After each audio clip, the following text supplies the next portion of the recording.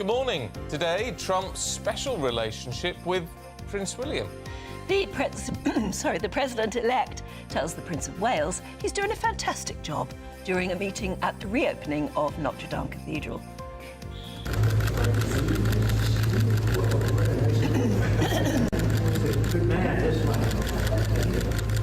Well, according to reports, the pair discussed a range of global issues as well as reminiscing about the late Queen.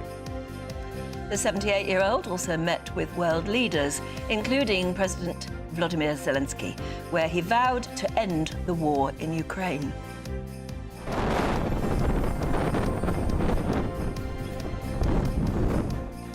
Deadly Dara claims 2 lives as the storm batters the country with winds of up to 90 miles an hour.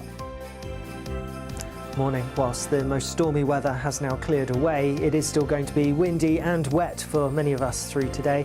I'll have more details coming up. And the King and Queen released their annual Christmas card with this year's image depicting the couple smiling in the gardens of Buckingham Palace. Now, as Reform UK surge in the polls following Sir Keir Starmer's reset speech, we're asking, can Farage's party actually win the next election? We'll talk to Richard Tice a little bit later on. And Bashar al-Assad flees Syria after his government is toppled by Islamist rebels who've taken control now of Damascus. And later on this morning, we're going to be joined by Slade legend Noddy Holder and his wife Susan to tell us about a very special cause they're raising money for. And the Royal Edinburgh Military Tattoo celebrates its 75th anniversary, and our reporter Tony Maguire takes an exclusive peek behind the scenes of next year's show. Are on a regular basis keeping people in their seats for the moment of wow. So I'm pretty sure there's going to be something for everyone. Good morning. West Ham striker Michail Antonio is said to be in a stable, conscious and communicative condition in hospital following a car crash in Essex yesterday afternoon. Premier League clubs showed their support for the 34-year-old at grounds around the country. Just gone 6 o'clock. I'm Stephen Dixon. And I'm Anne Diamond, and this is GB News Breakfast.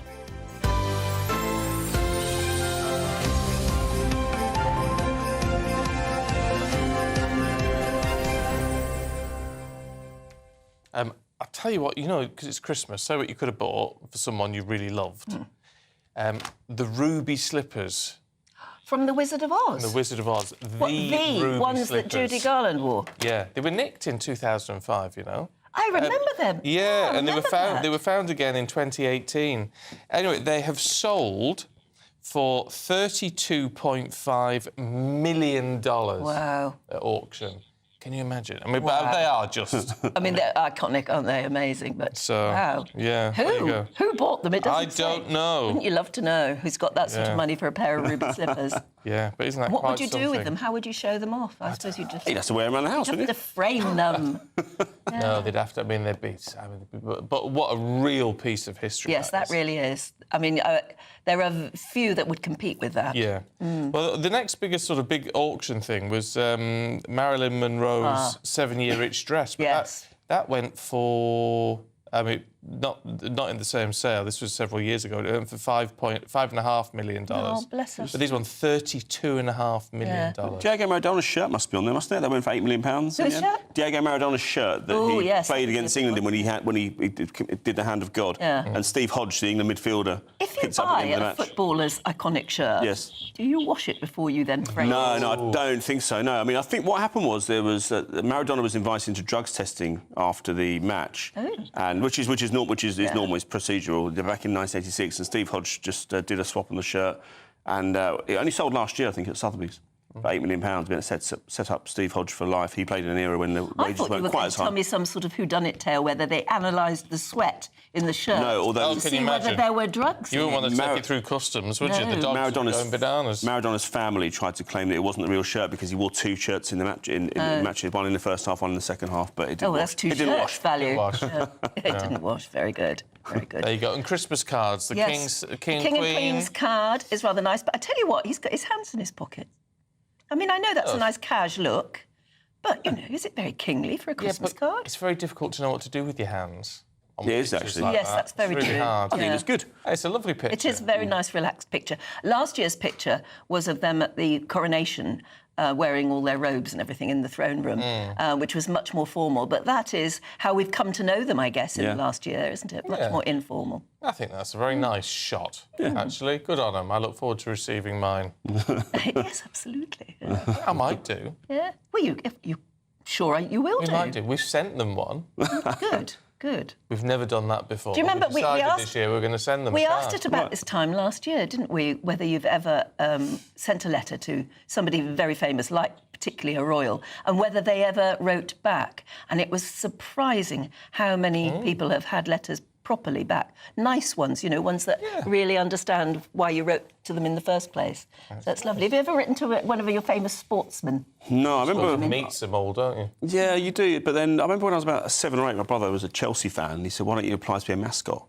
And at the club, and I wasn't a Chelsea fan, but I did it to please him. And I got a letter back saying there's a waiting list and it costs money, so no. And then, Wow. but it was written by a woman called Sheila Marson, who later became somebody I worked with at QPR about 20 years later. Well. And I reminded her it was just a standard letter. It wasn't anything impolite or So anything. if you want to become a mascot, not only is there a waiting list, but you actually have to pay. Yeah, I know somebody played recently. It was an ambition for their daughters to do it, £300 for the day. Wow. For the day.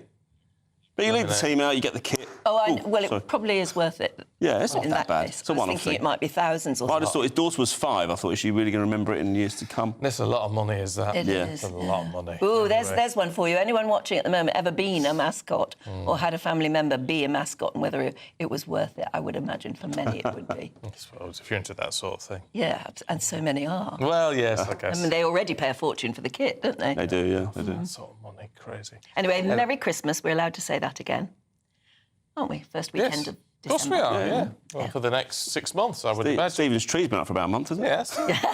Yeah. Now, anyway, let's crack on with what's been going on in Paris, because world leaders gathered there yesterday, of course, marking the reopening of Notre Dame 5 years after that fire destroyed the building. President-elect Donald Trump took this opportunity to meet with Prince William, where they discussed global conflicts as well as exchanged stories, of course, about the late Queen.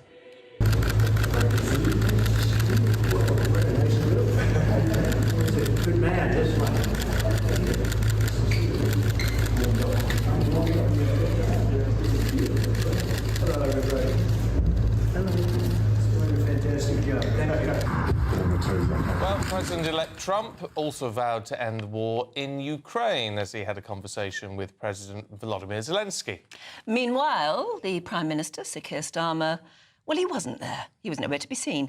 He's preparing to go on another overseas trip, this time to United Arab Emirates, where he aims to seek stronger economic ties. What does all this mean for the special relationship and everything else? Let's talk to political commentator Peter Barnes, first and foremost, who's here. Good to see you this morning, see you. Peter. Thanks for having me. It's a disappointment, isn't it, that the Prime Minister wasn't there? Yeah, he is somewhat missing in action. All I can think is Lord Ali didn't put the money for the tickets, so he didn't give him anything to wear. Although the small part of me is rather glad because he might have given away the Isle of Wight like he did the Chagos Islands. Because let's be real, Keir Starmer has no idea what he's doing on the diplomatic stage, and he looks like a child wandering around. It's rather pathetic, actually.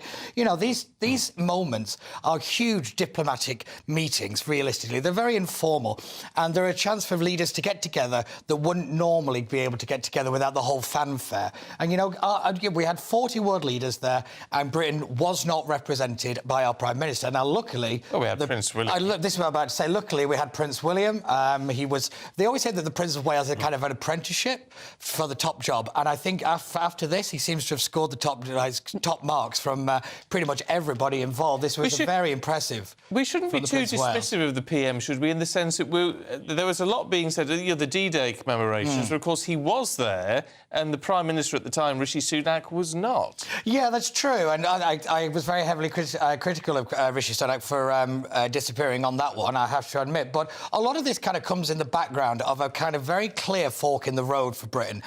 Do we stick with America and Trump, or do we stick with the European Union? And Trump has obviously had a lot of this kind of trade war. There's a lot of war of words going on right now about what the kind of presidency is going to look like. And for me, Keir Starmer, he did did this speech at Banqueting House saying, like, we don't need to choose. Well, I hate to break it to you, you do. And unfortunately, if he's not backing the presidency of the United States, then, you know, Britain is going to be in for a world of hurt, given if any trade war does actually happen. Here at Notre Dame yesterday was a chance to stand alongside both. Yeah. He could have been, like so many world leaders, he could have a Trump on one side of him and goodness knows what other European leaders next to him too.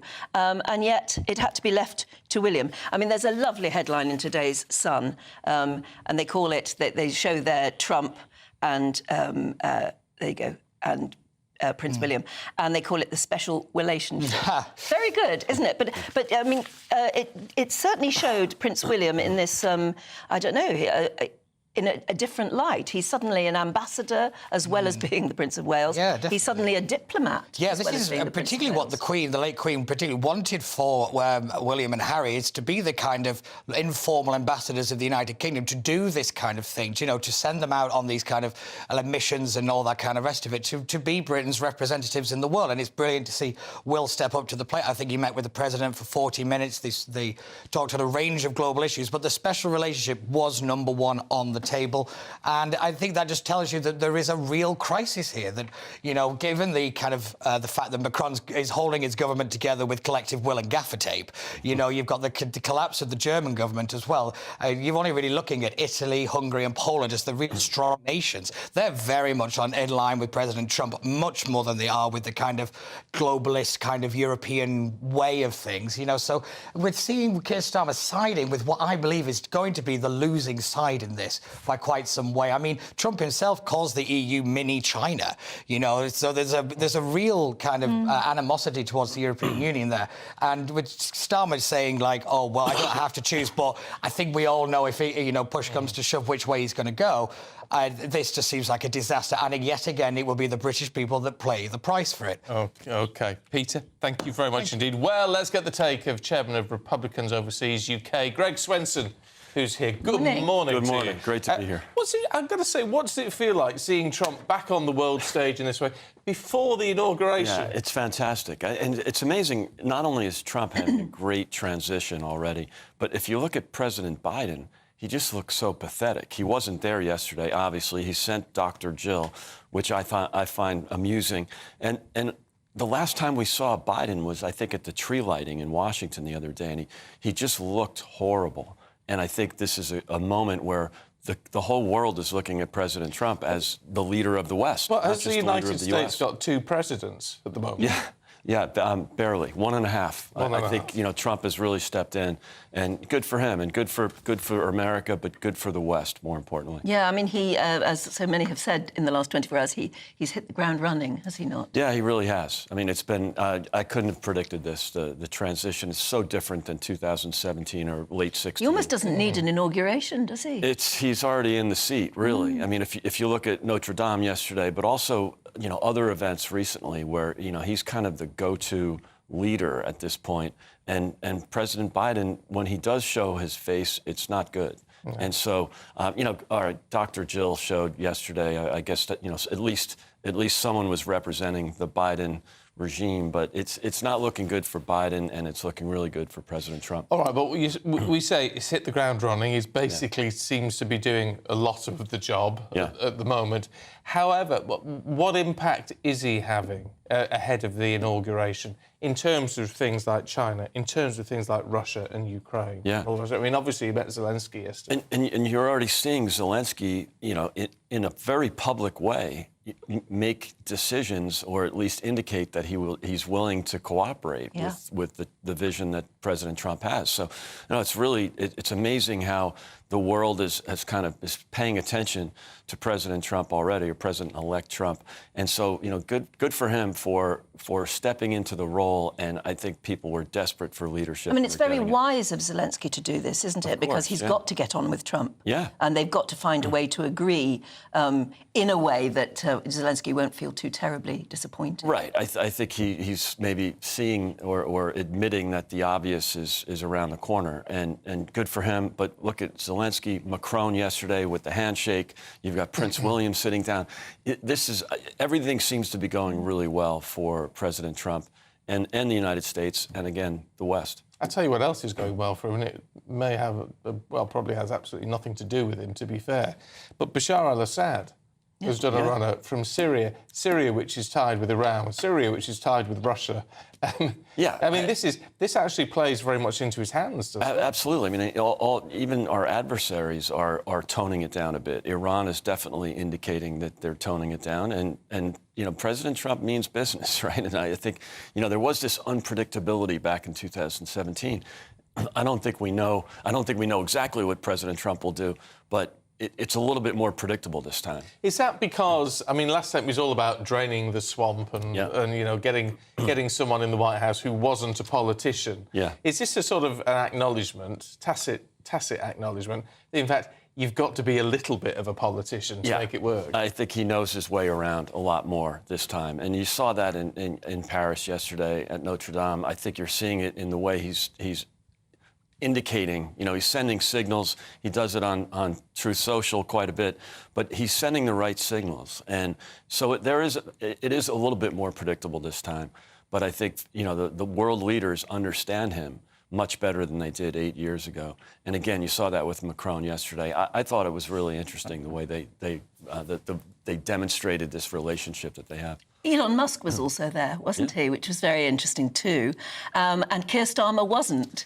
And one wonders what the dynamic is behind that. Starmer not going, because he would have to face Elon Musk and Donald Trump. Yeah, it's really interesting, you know, who was there and who wasn't there. Pope Francis was not there. No, I thought that was interesting. I think the fact that Starmer was not there, Prince William was, good for him. And then the fact that Biden, again, was not there. What a missed opportunity. You know, this is, again, going back to Rishi on D-Day. You know, this is what a great opportunity it would have been for President Biden to sort of go out in a dignified way. And instead, he pardons his son last Sunday night, trying to be quiet about it. You know, good luck with that. And then jets off to Angola the next morning to avoid the press and avoid the scrutiny. Not a good look for the president. And you know, good for Trump for taking advantage and rising to the moment. I thought it was just a fantastic. Why do you think Elon Musk was there? I mean, you wonder, don't you? I mean, he's almost walking into a political role, isn't he? Yeah, he really is. And I think this Doge committee that he's leading with Vivek Ramaswamy, people are looking at this with great optimism, you know, because they're one of the reasons President Trump was elected, because the voters are rejecting the massive bureaucracy in Washington, the endless spending and taxation, confiscatory taxation in many ways. And so they're looking at, you know, the private sector, these two great leaders in the private sector, to fix things. And cut it by a third. About a third. Yeah, it's a big number. It's ambitious. And look, if they get even a fraction of it, that's a great move. And again, I think it's not just for the United States. It's a good indicator for the West, for the world. You know, we're you know, for all the criticisms of the EU or of Europe and the welfare states, this is an opportunity not just for the United States, but for the world to sort of get its act together and go back to the foundations of the West. And again, we saw that in Paris yesterday. Final point before we let you go, because we'll get you back for the papers today. We're making our money's worth out of you today, Greg. Talk about economising. Sure.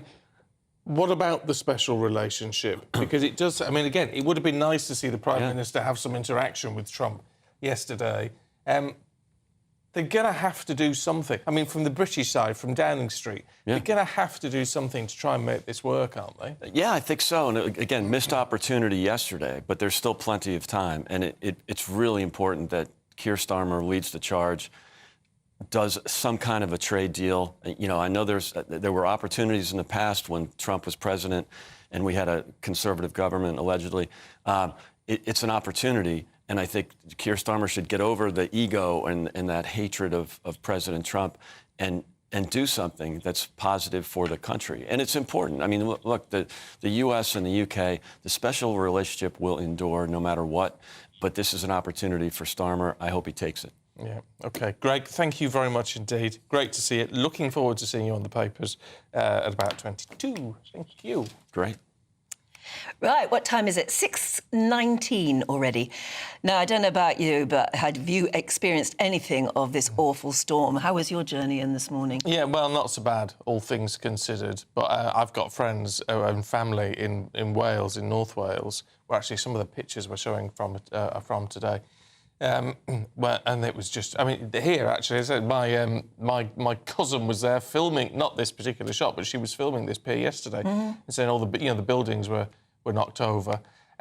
It's grim. It's difficult. I was driving along the motorway this morning, and there's a raised section as it comes into London, and suddenly there were barriers right across the motorway, and we suddenly had to stop, and a lot of cars around us suddenly had to stop. And you thought, why is there a barrier across the motorway?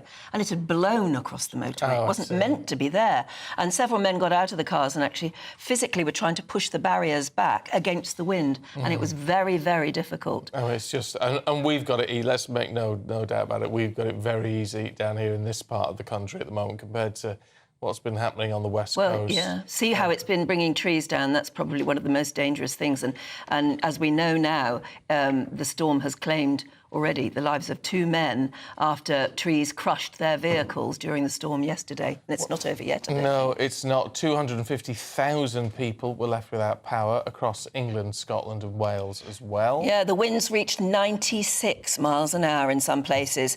Hundreds of people left stranded after flights were cancelled, of course, across the country. Well, let's talk to meteorologist John Hammond. Good to see you again, John. So it was as bad as we were expecting. Is there any good news? I mean, what are we going to see throughout the course of today, particularly for those worst affected areas?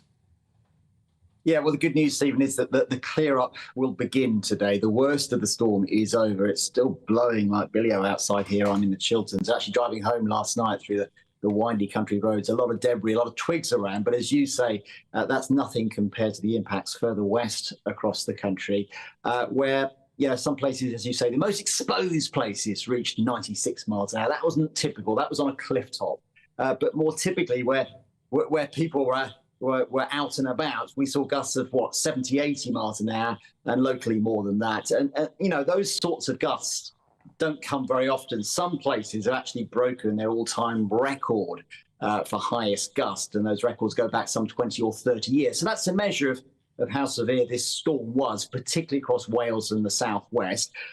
But as I say, things are slowly improving. It's still very blustery out there now, and along the east coast, actually, as opposed to the west coast yesterday, along the east coast is where the highest gusts now are. And we're still seeing winds of, 60 miles an hour plus in 1 or 2 places. But for most, it's less than that. And very gradually through the rest of the day, those winds will slowly subside. Still a very blustery day. So I'm not sort of downplaying some minor impacts during the course of today, because some structures will have been weakened by yesterday's storm. So gusts of 40 or 50, which we're going to see today across many areas, could well dislodge some weakened structures. Maybe some branches could still come down. But the message is that things will gradually ease through the rest of the day as Storm Dara heads off down through the continent. And actually, there'll be impacts from Dara through this week across the Mediterranean in the form of some really heavy thundery downpours. So there could be some flooding from Dara over the next few days down across the Med. But for us, it's a getting better story. Things getting back to normal, the clear-up begins. And actually, through much of this week, things will turn calmer, colder. There will be some impacts from freezing fog, I would imagine, later on this week, particularly across northern areas. But in terms of the wind and the rain, thank goodness, Dara is on its way out. Yeah, I won't even ask you about a white Christmas, shall I not? No. You just did. You just did, kind of, Anne. You don't have to answer, of course, but you could. I'll give it a shot. I mean, it's very unlikely. Surprise, surprise. I mean, the signals are that it will turn colder and calmer over the next week or so, but then in the run-up to Christmas, it could well turn, dare I say it, quite stormy again. Oh, no. There's no indications of severe cold heading our direction, but yeah, it's a long way off Christmas. Yeah. And I'm not going to absolutely stick my neck out and say it won't be a white one. Fingers crossed it will be. But at this stage, I'd probably go for wet rather than white. Oh, Okay. okay. Well, that's very exciting. Thank you. Thank you very much indeed. Yeah, I mean, the trouble You're is... really cruel, you know. I know, sorry about that. It's just every time. But In July, you do it? Is it going to be a white Christmas? no, I don't quite do it in July. Excuse me, Mister. I had my decorations up weeks ago. I know, I've loved it this year. I didn't manage to get my tree up yesterday. Oh, didn't you? Didn't manage to get the decorations up. I was I thinking just of sort you. of sat on the sofa, watched the telly, and worried about it instead. Fair enough. Yeah, but if you've got your tree up, we'd still love some pictures, please. If we've managed to get it up yesterday and get the decorations up and everything, we'd love to see how you did it. Now, time to cheer yourself up with the Great British Giveaway, because it's your chance to become our biggest ever winner. We're giving away this time £50,000, every penny of it free of tax. So don't you worry about Rachel Reeves. Can't get her hands on this lot. Anyway, if you want to take part, if you want to see if you could win, here's how. Imagine getting the call to tell you that you've won £50,000 in tax-free cash, our biggest cash prize of the year.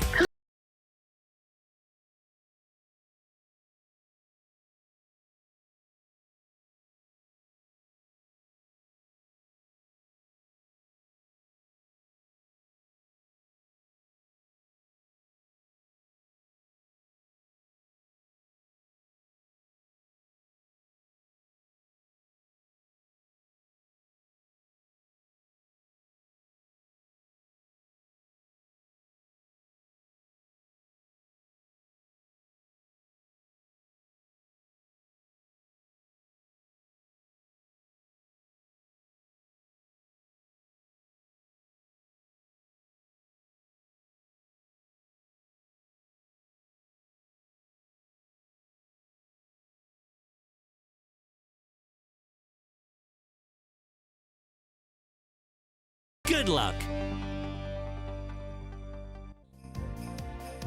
Right, do stay with us. Still to come, we'll be taking a sneak peek behind the scenes of next year's Edinburgh military tattoo. That's coming up. Join me, Camilla Tominey, for a frank and honest discussion with those in power that cuts through the spin and gets to the heart of the issues shaping our nation. You haven't confirmed that you want to stand as leader, but you haven't ruled it out either. This report basically says that he's not fit to stand trial. Is he indecisive? Incompetent? I deliver the dose of reality Westminster needs. That's the Camilla Tominey Show at 9:30 every Sunday on GB News. The People's Channel, Britain's news channel.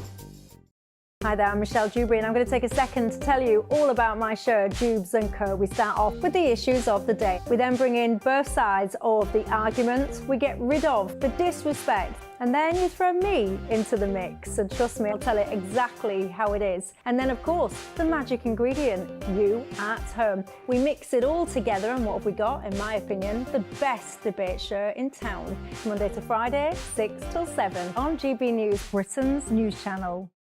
Good Afternoon Britain isn't just about us. The wonderful thing about this programme is it's about everyone watching. It's an interactive programme. Well, there absolutely is something to see here, and we're going to be talking about it more. Whether it's breaking royal news, Will, please bring us up to date. or indeed a particularly punchy speech in the House of Commons, Very, very curious. we bring it to you live, and then we bring you live reaction as well. That's Good Afternoon Britain, weekdays from midday. Only on GB News, the People's Channel, Britain's news channel.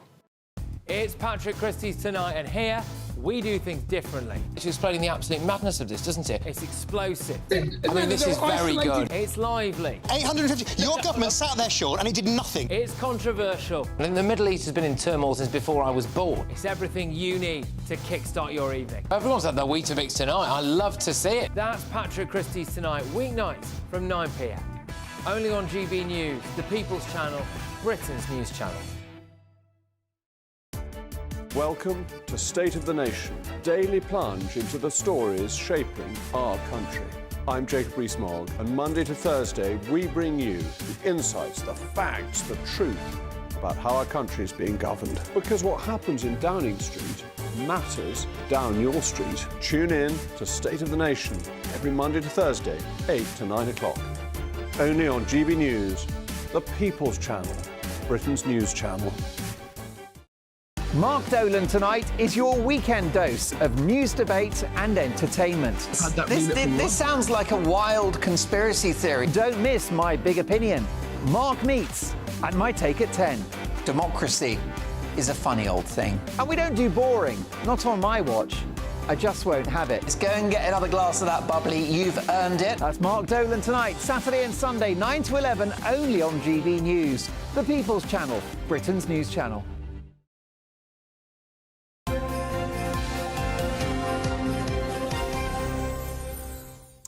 It's 6:30 now. Next year, the Royal Edinburgh Military Tattoo is celebrating its 75th birthday, and organisers have already given a bit of a tease as to what's in store for their milestone performance. Against the unequalled backdrop of Edinburgh Castle, the tattoo has grown from a small gathering of Scottish musicians and dancers into a globally acclaimed festival of military culture. Well, our Scotland reporter Tony Maguire got a first look at 2025's show called The Heroes Who Made Us.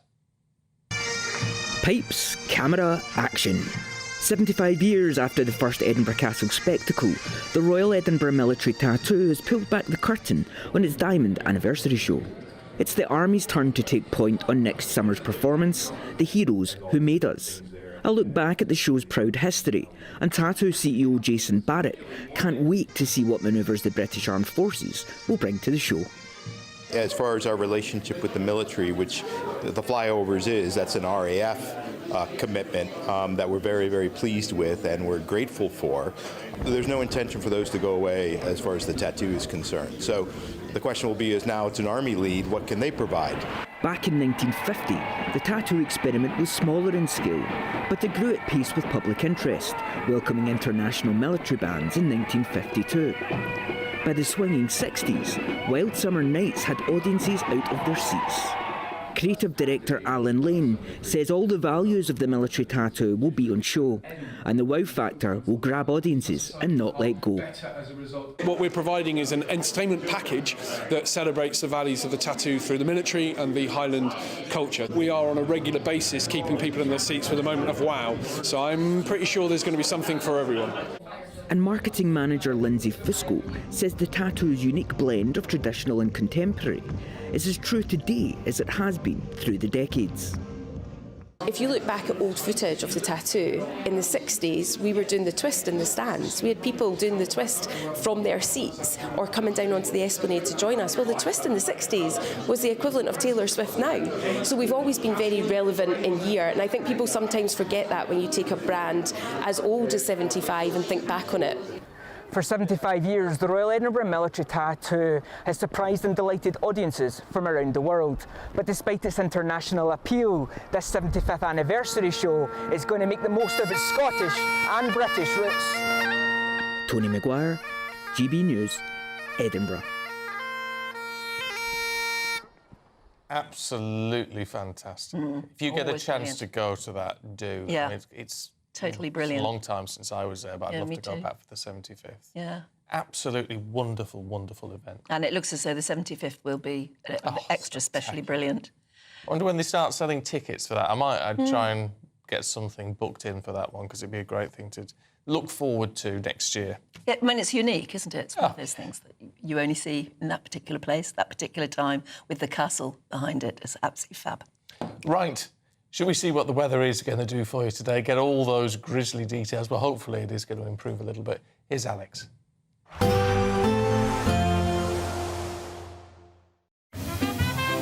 Heavy showers first thing will be followed by a warm, cosy day. Boxed Boilers, sponsors of weather on GB News. Morning. Here's your latest GB News weather forecast from the Met Office. The worst of Storm Dara is now clearing away, but nonetheless it is still going to be a windy day for many of us. The winds won't be as disruptive as yesterday, but there will still be some strong winds around. There will also be quite a bit of wet weather, particularly towards eastern, southeastern parts of England. Some outbreaks of rain could be on the heavy side.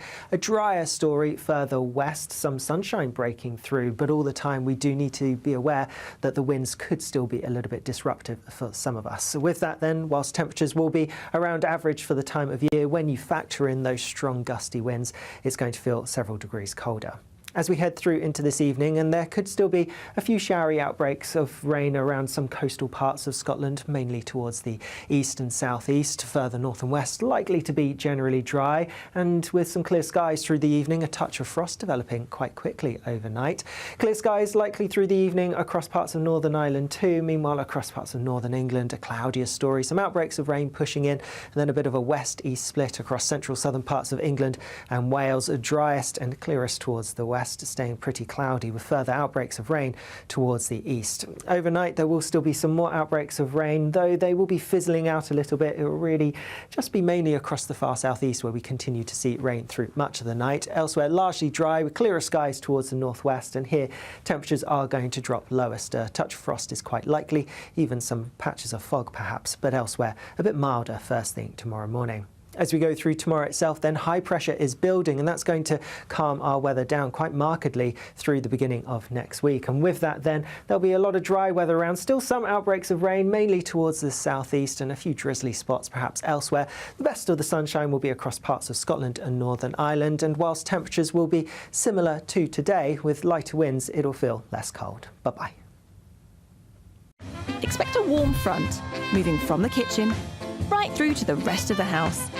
Boxed Boilers, sponsors of weather on GB News. Right, a number of people are asking already if I managed to get that Christmas palm tree yesterday. No. I haven't yet. I can't find the right one. Whoever sent in the picture yesterday, yours looked lovely, and the ones I'm looking at don't look as good. So if you're still watching, get in touch with me. Tell me how you got it. Grew it from a seed. Yeah, it may well be a real one. Who knows? Anyway, if you're getting your Christmas tree up today, then please send us a photo. As usual, it's gbviews@gbnews.com. That's the way to get it to us. Right, got the sport with Aidan for you in just a moment.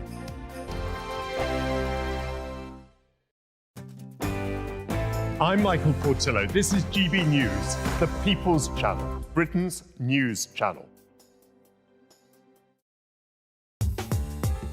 I'm Christopher Hope. From pop stars to politicians, I'll interview anybody in a pub who's got a political opinion. Join me every Friday on Spotify, Apple Podcasts, YouTube or gbnews.com, or wherever you get your podcasts. This is GB News, the People's Channel. Good afternoon, Britain. Weekdays from midday. Now, is this a good idea? Because you are leaving yourself open to all sorts of criticism as a family if you let cameras into your house. I have to admit I had big reservations, and Jacob gave all his children the choice whether to appear or not, and I discussed it with my own because we were in Somerset over the summer and the camera crews were around, and in fact me and my husband decided that our children would not be in it at all. Right. The two younger ones didn't really know what the question was, and the 13-year-old was happier to not be in the spotlight. And they never have been. And I think that's where Jacob took less of a risk, because his children have been photographed left, right and centre from the day they were born, in newspapers, in cartoons, taking the mickey out of their names and whatever. Are they going to become the new Kardashians? Does your brother even know who Kim Kardashian is? Oh, I'm not entirely sure I do. So, yeah, she's very famous for being quite curvaceous, I believe. Yeah. But I don't think they're anywhere near that category. I've seen a couple of articles where they do a compare and contrast, and they don't really match up.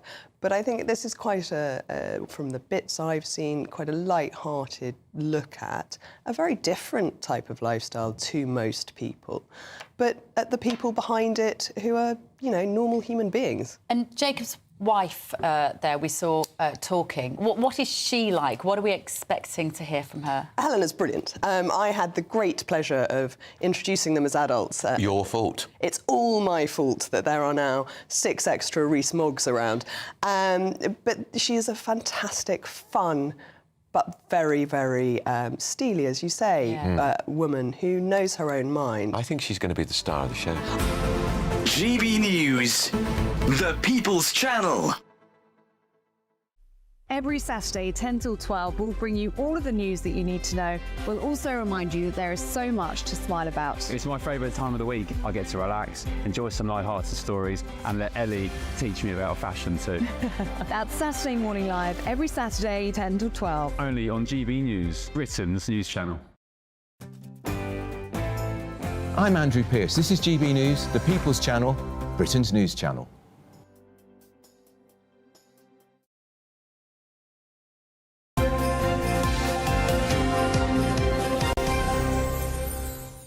Aidan's got the sport at 6:39. We've got to start with Michael Antonio and this dreadful crash he's been involved in.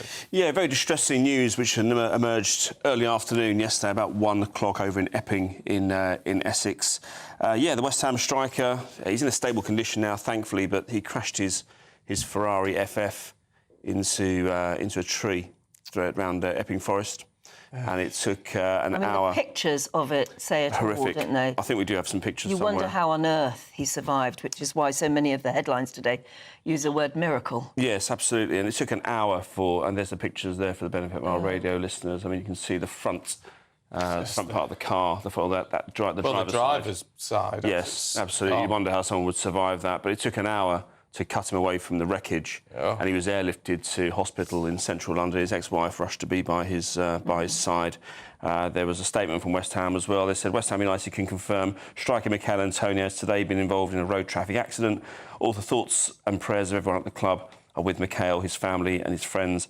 Michael is in a stable condition. He is conscious and communicating. That's hugely important. We learned that last night, because there were many people fearing the worst for him yesterday. Certainly in the early evening. It was mentioned on Match Today last night by Gary Lineker. Lots of clubs as well around the country showing solidarity before their fixtures yesterday in the Premier League. But it's not the first time he's crashed. He did crash about 5 years ago. But this looks really bad. Yeah, he's going to a tree. You can't help but worry for his career. I mean, hopefully he'll survive. That's the main thing. But everybody around him must be worried whether he'll ever play. Well, yeah, I mean, it happened to Chris Coleman, the former Wales manager, in 2001. Yes, do you remember that? Did, He crashed. He survived. I mean, it was quite. He did dice with death, but it did end his career. He was 30. He was in his 30s by then. Antonio's 34. But I was actually at West Ham the day he signed, and it was such an underwhelming signing, because he didn't have much pedigree in football before that. He played at a few championship clubs, and everyone was thinking, well, who's this guy?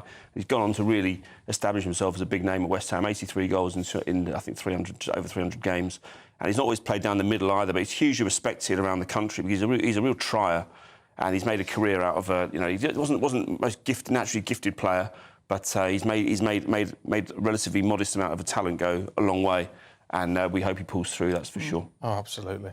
Right, should we have a look at a bit of a shock yesterday with the Forest Man United match? Yeah, I mean, is it a shock? It's great news. Is it a shock? Is it a shock these days? I mean, well, not so much. No, I mean, look, it's 30 years since Nottingham Forest won at Man United. Now they're breaking a lot of these records because Forest haven't been in the Premier League very often in the last couple of decades. But I actually remember where I was the last time Nottingham Forest won at Manchester United. I was making a football stadium in my bedroom while listening to the radio. Stuart Pearce and Stan Collymore scored for Manchester United. It was December 1994, and Forest were famous for winning at Old Trafford quite regularly. They had no inhibitions of going to these grounds and winning, so it's a real throwback what's happening. But in terms of Man United, I mean, Ruben Amorim is getting a real lesson into these players. I mean, they've got manager after manager after manager to sack, and if he doesn't make changes soon, they're going to do exactly the same for him. I can promise you that. And Jim Ratcliffe as well gave an interview to United We Stand, which is a fanzine at Man United yesterday, and he's clearly not very happy with his £1.7 billion investment so far,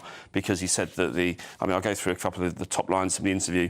He said they paid the price for some very poor recruitment, data analysis, which is the mechanism by which they study players and get value and work out whether they're going to do the business for the club. Doesn't really exist. The club's in the last century, and he'll be making some very, very difficult and unpopular decisions in the new year. So he's had his feet under the table for a year now.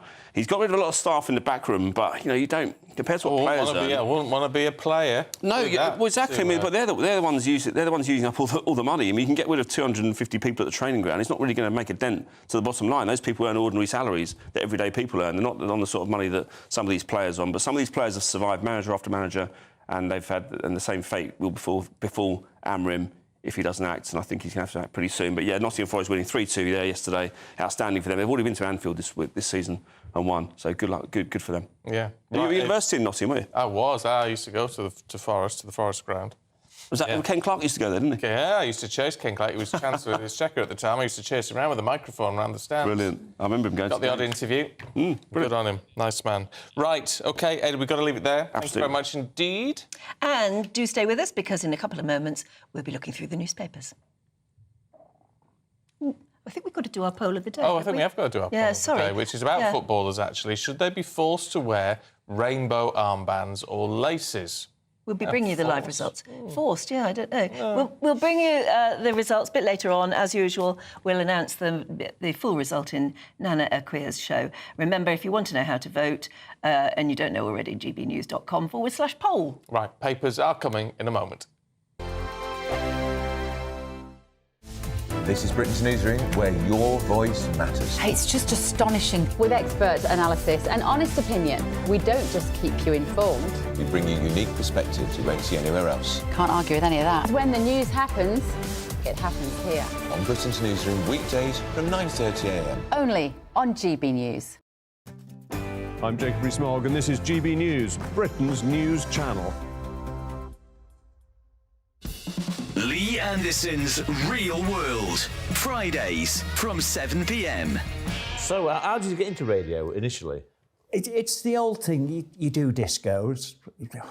Yeah. Back in the days when you used to put needles on. What sort of year we're talking about? Oh, it was black and white. Okay. That's the closest you're going to get. Beatles, Rolling Stones? Yeah. Sort of later than... sort of a bit later than that, doing discos. But then you sort of do a tape. I did a tape for BBC Radio Manchester, the local BBC station. And just one off, got a copy of that, edit. Naively thought, everybody's going to send a tape to Piccadilly, which was the Manchester station, which was 73. And instead of that, a couple of years later, I sent a tape to Radio City in Liverpool, not thinking that everybody in Liverpool's going to be sending a tape there. And just a guy just went, I'm too good for this, doing the overnights, walked out, and my tape was on the top of the pile. And I got a phone call on a Thursday night, Thursday, the 12th of February, 76. Can you do 2 till 6 in the morning on Radio City in Liverpool? I thought it was one of my pals. And what was you talking about on that radio show? It was an overnight programme, so it's music. Yeah. In those days, you didn't have much needle time, but clever devil here noticed that the BBC stuff was not needle time. Yeah. So I used to put like the Goons on and the Hancocks. So you've got half an hour and me and the security guy, Bert, on the door. We're the only two in the building. Yeah. I used to get in my car, put the Goons on, get in my car, dash down to the pier head, get a bacon butty, listening to it all the time, hoping that the record's not stuck, and then dashing back. GB News, the People's Channel. If you want your news to be straight talking... This is a nightmare for the Conservatives again. Down to earth. It's not just Nottingham where this is happening, is it? And most importantly, honest. Hard-working, middle-class taxpayers, they'll get their book thrown at them. They catch me, Martin Daubney, Monday to Friday, 3 till 6 p.m. on GB News, Britain's news channel. Join me, Nana Akwia, for an informative, interactive news programme with a difference. It's fun. No, he didn't say that, Dave. I'm so surprised. I think there's an element of truth to that. Join me from 3 p.m. every weekend, only on GB News, Britain's news channel.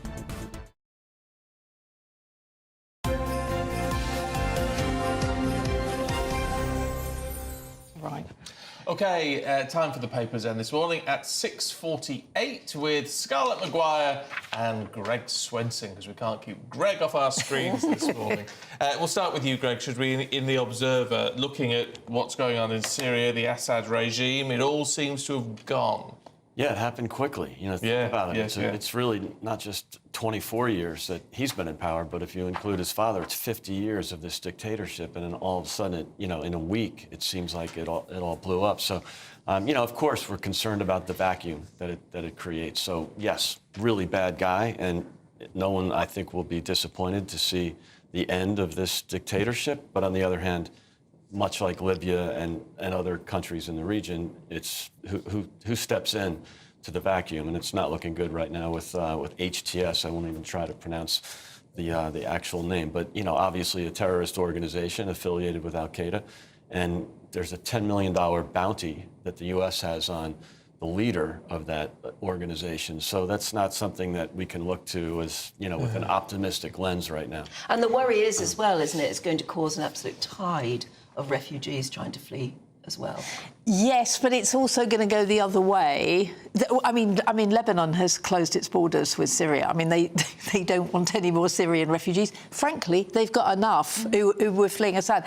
I mean, I think it is problematic. Whether it's the devil in the deep blue sea, we don't know, because I'm not going to pronounce them either. IHD said, I mean, what they say is we've changed. They're religiously tolerant now. Yeah, they're religiously tolerant, and they say they're nationalist rather than radical Islam. And at the moment, what they're saying is, at this very moment, it's very good. What they're saying is we're going to have a peaceful transition. The Prime Minister is still in control. We're leaving him in control. And we don't want any of our soldiers going near any of the institutions. And actually, we don't want them, shooting off gunfire in the street because... I remember from Kosovo, as you do that, and actually the bullets do come down. Yeah. So, actually, at the moment, they're being very, very sensible.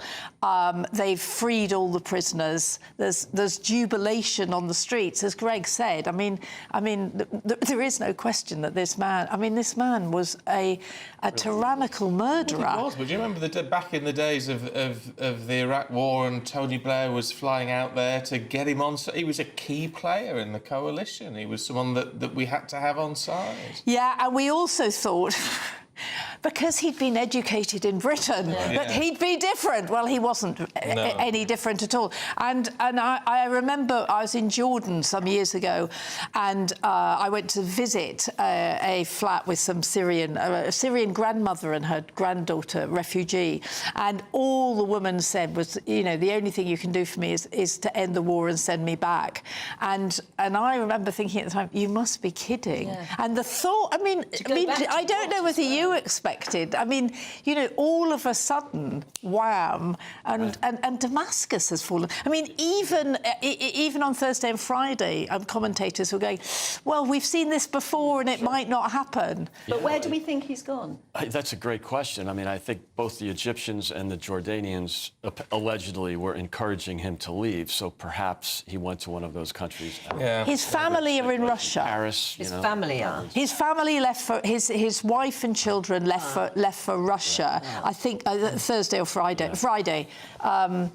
Three children, yeah. That would be logical. It would be, given the relationship and the support from Moscow. Yeah, you can imagine how much fun that'll be. Scarlett, can we have a look at the Daily Mail? Because if people aren't irritated enough by the government at the moment, Angela Rayner's going to ride roughshod over planning laws so they can build 1.5 million homes in the next 5 years. OK, so what we know is we desperately need house building. When Rishi Sunak came in, he said, when he was... Maybe if you prioritise cutting the migration numbers, it would help. We can get onto that, right? But actually, we do need house building. They are trying to cut the migration numbers by having skills, because if you remember, most migrants who come here are completely legal and are welcomed in. But what happens is actually, if you don't override the councils, you're not going to get it built. That's exactly what Rishi Sunak found. And what's so interesting about this is another story in the Daily Mail is that Jonathan Ross in Swanage, a place I know well, my 4 siblings each have a house there, is very cross because next to his enormous plot, they're going to build 92 houses. And actually what lots of people... I don't blame him being annoyed. I'd be annoyed. I know, but lots of people in Swanage say it's these people who come down, they buy up, they put up the house prices. We can't afford to live here anymore. If we have 92 homes, some of which will be affordable, it will make a whole difference. And so there's a big argument going, and actually, in a way... 92 isn't that many, actually, is it? Especially since we've got to build 500 a day or something to get going. I know, but it's just Swanage. Swanage is quite small, Swanage is a little town, and he's trying to stop it, right? Just before we've only got 40 seconds, Greg, but on this, I think Trump would take that approach, so we just need to give people a few skills. He'd build a high-rise, he'd wave in some... he would... I think he's a sensible enough leader that he would require some skills. And look at, perfect examples, Elon Musk and Vivek Ramaswamy, who's the child of immigrants. Elon is an immigrant himself. So, yeah, there's sensible immigration, and I think that Trump will be sensible about it. OK, lovely. We've got to leave it there, you two. We'll have a longer chat next time. Thank you very much indeed. Right, it's coming up to weather time. Let's find out the worst.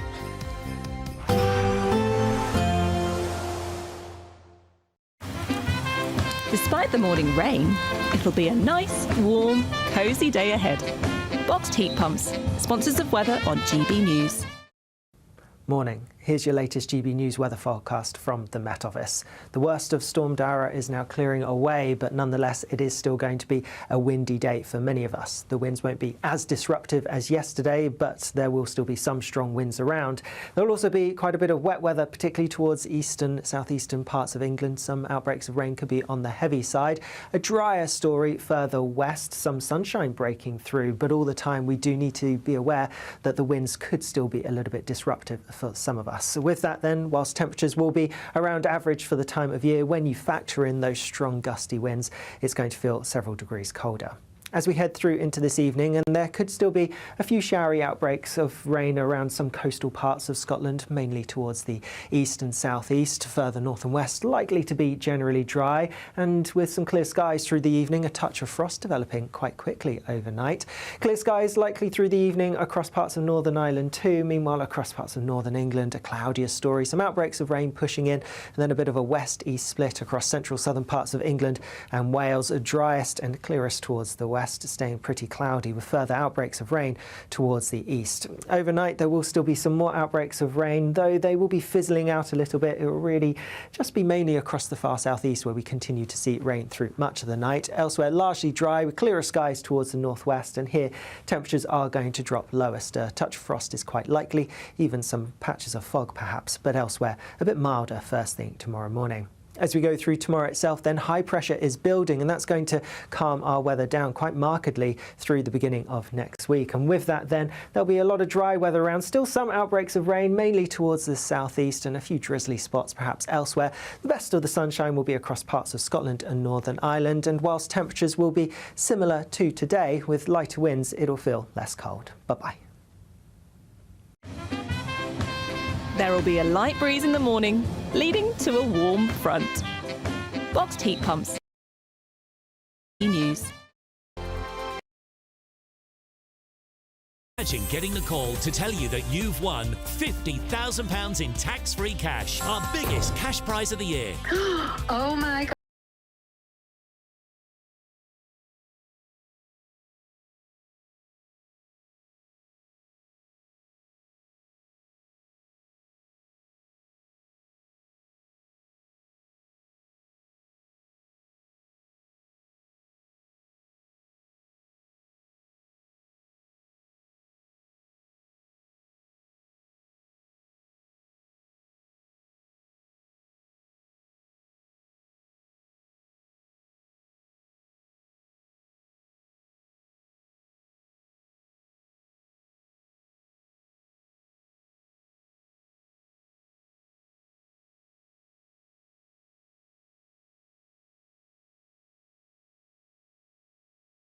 Good luck. I'm Christopher Hope. From pop star to politicians, I'll interview anybody in a pub who's got a political opinion. Join me every Friday on Spotify, Apple Podcasts, YouTube or gbnews.com, or wherever you get your podcasts. This is GB News, the People's Channel. If you want your news to be straight talking, this is the nightmare for the Conservatives again. Down to earth. It's not just Nottingham where this is happening, is it? And most importantly, honest. Hard-working, middle-class taxpayers, they'll get their book thrown at them. They catch me, Martin Daubney, Monday to Friday, 3 till 6 p.m. on GB News, Britain's news channel. Nightmare commute? Kick it up a gear with GB News Radio. You can listen online and on DAB+ and on the GB News app. We're also on TuneIn and the Radio Player app. From the school run to rush hour, get revved up with GB News Radio. We are the People's Channel, Britain's news channel.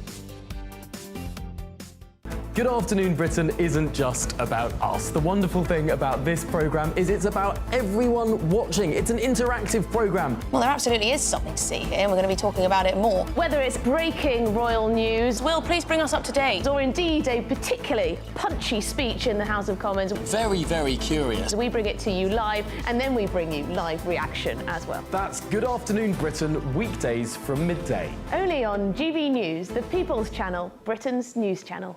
Join me, Camilla Tominey, for a frank and honest discussion with those in power that cuts through the spin and gets to the heart of the issues shaping our nation.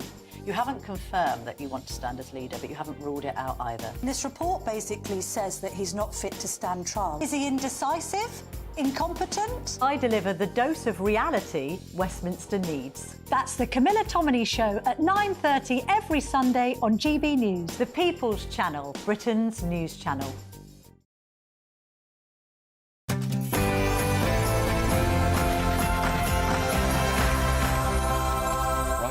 Good morning. Trump's special relationship with Prince William. The President-elect tells the Prince of Wales he's doing a fantastic job during a meeting at the reopening of Notre Dame Cathedral.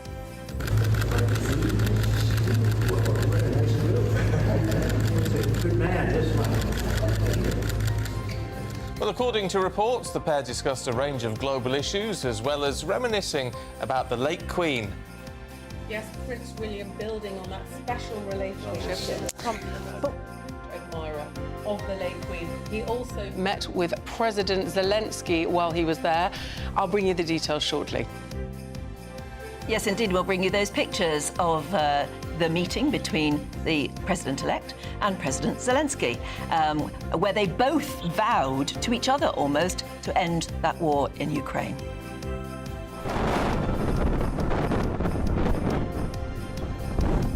Deadly Dara claims two lives as the storm batters the country with winds of up to 90 miles an hour.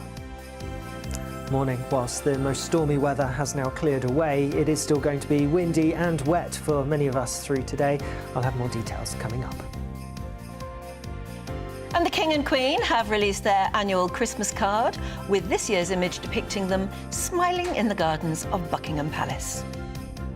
Now, as Reform UK surge in the polls following Sir Keir Starmer's reset speech, we're asking today, can Nigel Farage's party win the next election? Well, we'll get the views of Richard Tice a little bit later on. And as we've been talking about for the last few minutes, Bashar al-Assad flees Syria after his government is toppled by Islamist rebels who have now taken control of Damascus. A bit later on this morning, we're going to be talking to the legend Noddy Holder and his wife, Susan, to tell us about a special cause that they're helping to raise money for this Christmas time. And the Royal Edinburgh Military Tattoo celebrates its 75th anniversary. Our reporter Tony Maguire has been taking an exclusive peek behind the scenes of next year's show. Are on a regular basis keeping people in their seats for the moment of wow. So I'm pretty sure there's going to be something for everyone. Good morning. West Ham striker Michail Antonio is said to be stable, conscious and communicating in a London hospital following a car crash in Essex yesterday afternoon. Premier League clubs showed their support for the 34-year-old at grounds around the country. Aidan, thank you. It's just gone 7 o'clock. I'm Stephen Dixon. And I'm Anne Diamond, and this is GB News Breakfast.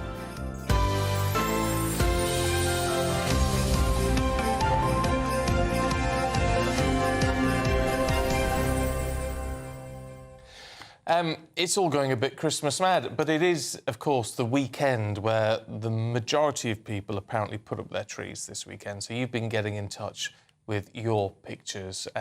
Let's show you this from the rain. The tree is up, she says, like Anne was talking, Anne was thinking about not doing one, but there was family pressure. And there it is, lovely little tree, again in red and white. Seems to be the theme this year. It does. Fred and Sharon from Wallasey Wirral sent this of their Christmas village scene. You see, I like Christmas villages. See, it's a bit model railway-ish. Yeah. You like that? Yeah. Very nice, very nice. Let's head to Cambridge, should we? And Helen, hi Helen. Here's a picture of our dogs dressed up for Christmas. Rupert the Beagle is 6 and Hope the German Shepherd is 4. And they've got their sort of Santa coats on. I think I might have to go that way as well. For my It's very nice. Are they nice for walking out? They keep them warm when they're outside. Well, they do, and they look so jolly, don't they? As long as the dog's happy with it. Beautiful dogs. They've also sent a picture of their Christmas living room. Oh, wow! Look at that. Very nice. What a beautiful tree, all in multicoloured lights. Oh, you could almost sell tickets to go and see that room. You could. Well done. I'll tell you what they've done as well, if you're listening on the radio, is they've done the sort of tinsely thing from the light or to the corners of the room. We used to do that back in the day. Yes. Yeah, I know. I think things like that should... It's not particularly sort of on vogue at the moment, that sort of thing. I think we should get back to that more traditional-looking Christmas. We should do it in our classroom at school as well. Yes, those little loops. Garlands across a room make it look wonderful straight away. They do. Helen, what a brilliant thing. We should all take up your lead on that one. Yeah. I've noticed that when you put the lights on the Christmas tree and you go into the room, even if the heating isn't on, it makes the room just feel Yes, it glows. warm. Yeah, well, it glows at you. Yeah. That's nice. No, it's lovely. So, yeah, I'm having to bow to a lot of pressure and... I'm going to have to spend this afternoon putting up the tree and the lights and everything else. And if anyone can help me out as to how to get a proper Christmas palm tree, I'd like to do that too. But I'm just thinking, where would I put it? The trouble is, you can absolutely fill a room too much, can't you? Oh, yeah. Then you think, I'll put it out on the landing or out in the hallway, and then everybody will trip over it. And so maybe... It's crazy. I don't know. Here's a hint for you yesterday, because you were talking about your tree yesterday and saying what a pain it is to wrap the lights round. I think it was about 900 lights. Yeah, well, someone was in touch yesterday. Now, forgive me, I've forgotten your name. We didn't get around to it at the time. But saying, no, you shouldn't wrap your lights round. You go up and down. Yeah. Really? Yeah. Yeah. I'm quite pleased with mine. Yes. But I'll take it with my niece. Yeah, it will be difficult to get them off as well. To be fair, ours are wrapped round. Are they? But apparently, if you go up and down, it's much easier to do. Yeah. Because obviously, when the lights are on, it doesn't look as though they're going up and down. We had a bottle of Cosmo bubbles to go with it, as well as some Quality Street and chestnuts. Oh, I so see. you just got drunk. Yeah. No, not real. I was hosting. You know, I was hosting. I'm surprised your tree looks as good as it does. It's a bit lopsided. Yeah. We've had a message from Tina. Morning, Tina. She says, we flew into Heathrow last night from Dubai. It was quite a hairy landing, but the pilot was amazing. I suppose that's why they do the training and get paid the big bucks. We had one aborted landing before safely touching down on the second attempt. The captain did warn us that it would be 3 minutes of severe turbulence and movement on approach, and to be prepared for an emergency landing. Oh, hell. But we landed well. I always say, why don't they warn you it's going to be a bit rocky? But to hear that, I don't know if it's worse. Be prepared for an emergency landing. I think you would really be very nervous. No, I wouldn't fancy that. Anyway, Pat, you got down safely, so well done. Oh, dear. Well done to that pilot. Of course, everyone managed to fly into Paris all right yesterday, didn't they? It was obviously not as bad over in Paris, but all the world leaders gathered there yesterday. They were marking the reopening of Notre Dame 5 years after that fire destroyed the building, pretty much. Yeah, President-elect Donald Trump took the opportunity to meet with Prince William, where they discussed, apparently, global conflicts as well as exchanging stories about the late Queen.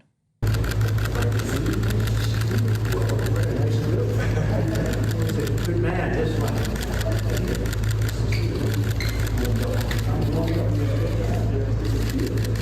Hello, everybody. Hello. Doing a fantastic job. Thank you.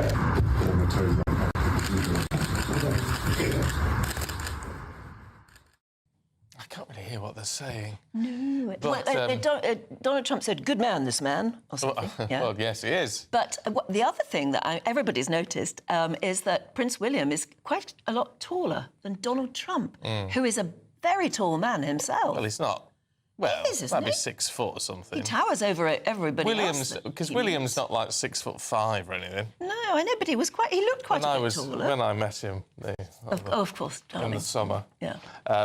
He's tall, but he's not exceptionally tall. Yeah, but I always thought Donald Trump was tall. Maybe it's just because they stand up against Macron or something like that. Yes, or Rishi. Yeah. Who obviously that's true, yes. Anyway, Donald Trump did vow to end the war in Ukraine as he had a conversation with President Volodymyr Zelensky. Meanwhile, the Prime Minister, Sir Keir Starmer, was well, nowhere to be seen, because he's preparing to go on another overseas trip, this time to the UAE, where he aims to seek stronger economic ties. Yeah, well, which is fair enough. Let's talk to our political correspondent, Catherine Forster. Morning, Catherine. We should point out, shouldn't we, that Keir Starmer wasn't actually invited, was he? He's not the head of state, so I clarified this with Number 10 on Friday, because I was in Paris Friday and Saturday, and I went to Number 10 and I said, can you just explain? And the answer came back. The invite was to the heads of state. So the head of state of the United Kingdom is the King. Obviously, Prince William went in his place. America has got a presidential system, so Joe Biden, the current president, will be the head of state, but obviously his wife, the First Lady, went in his place. And Donald Trump, the president-elect, went too, because although he's not president till the 20th of January, he's already behaving very much like he is. And obviously all the leaders want to get in with him and have good relations. Yes, but yes, it's worth pointing out that he wasn't snubbed. The event wasn't snubbed by the Prime Minister, as much as it might give us a little bit of glee to think he hadn't done his role. If he's not invited, he's not invited. What did you make of what actually went on, though? Because they're incredible events, these sort of things, because it is just a massive diplomacy and sort of soft diplomacy going on. Well, I think this was a huge coup, basically, for President Macron, who obviously is in the most horrendous situation domestically. His government has collapsed, and all as a result of an election he called in the summer that he did not need to call, which has now meant that Parliament is deadlocked. So it's very difficult to see how he gets out of it, and he is deeply unpopular in France. The people that I was talking to, one of them said he is a small man, and they did not mean that in a physical way. So there's a lot of disaffection. But this was a moment to showcase France to the world. I mean, Notre Dame looks absolutely stunning. I only saw it from the outside, but it is incredible. And inside, it looks better than ever because it's all been cleaned and the stone looks almost white. But I think we were briefed yesterday. We knew that Macron would be meeting with President-elect Trump. We also knew that he would be meeting with Zelensky. What we did not know was that he would manage to get the pair of them together, which I think is very significant because, of course, Trump has said he's going to end the war on day one of his presidency. Perhaps not day one, but clearly he wants to bring this war to an end. And Zelensky, who has previously had no not at all with conversations about negotiations or the end of the war, is now openly agreeing that there will have to be negotiations. And that shows the power, doesn't it, of soft power. I mean, they're ostensibly there to look at Notre Dame and congratulate the French on the wonderful job they've done. But the fact that all of these world leaders have come together, or heads of state, have come together, and they've grabbed the moment to... I think you get the feeling that they're all world weary of the terrible conflicts going on and that something has to be done. And maybe this is the most powerful way to do it. Yes, and Donald Trump said last night the world seems to have gone a bit crazy at the moment. And I think that's reflected in the feeling of many people. The French government has collapsed. The German government has collapsed. There's a lot of instability. There's a lot of war. We have... all sorts of bad actors threatening our security. So, but I think just worth touching on Prince William. Sure, it was an invitation to the head of state, the King, but also clearly it's going to be tricky for the Prime Minister Starmer. They obviously would have preferred Kamala Harris. And you use what you've got, and we know that Trump was a huge admirer of the late Queen, is very fond of the British royal family. When he came for that state visit in 2019, I mean, there's almost no star bigger than Donald Trump. Wherever he is the biggest star. But with the Queen, it was like she was the biggest star. And the picture of him with the Queen, he couldn't have looked more delighted. So I think it's very valuable to us that we've got this royal family, and that can really potentially help us going forward with Trump. Yeah, no, I think it's a very, very valid point. Catherine, thank you. Let's talk to the chairman of Republican Overseas UK, Greg Swenson, who's here. What is astounding, Graham, we sort of skirt around the edges of it, but it's there's always the transition period in the States. Sometimes they're smooth, sometimes they're not. There isn't a transition period here, is there? He just seems to have gone straight into the job. Yeah, it's very unusual. And then typically when parties change and administrations change, you know, there is a bit of a handoff, but it really doesn't start officially till Inauguration Day. It's so different this time, as Catherine pointed out. I mean, this is a really great opportunity for the UK. It's a great opportunity for Europe in general to reach across the aisle. Look, yes, they're probably disappointed that it wasn't Kamala Harris politically, but Trump is now the leader of the West. And I think that's it was a great moment to see Prince William, you know, rise to the occasion yesterday. Great day for Macron, you know, who's, as we've all discussed, you know, has had a rough couple of weeks, rough couple of months. But, you know, what a great opportunity. And you saw that in the handshake, the way they were chatting at Notre Dame.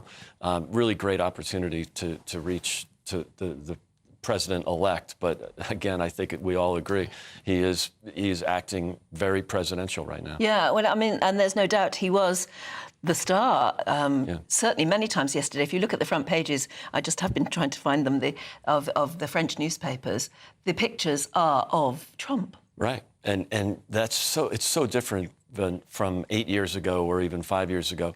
In spite of the fact that he rose to the occasion with the Queen back in the state visit in 2019.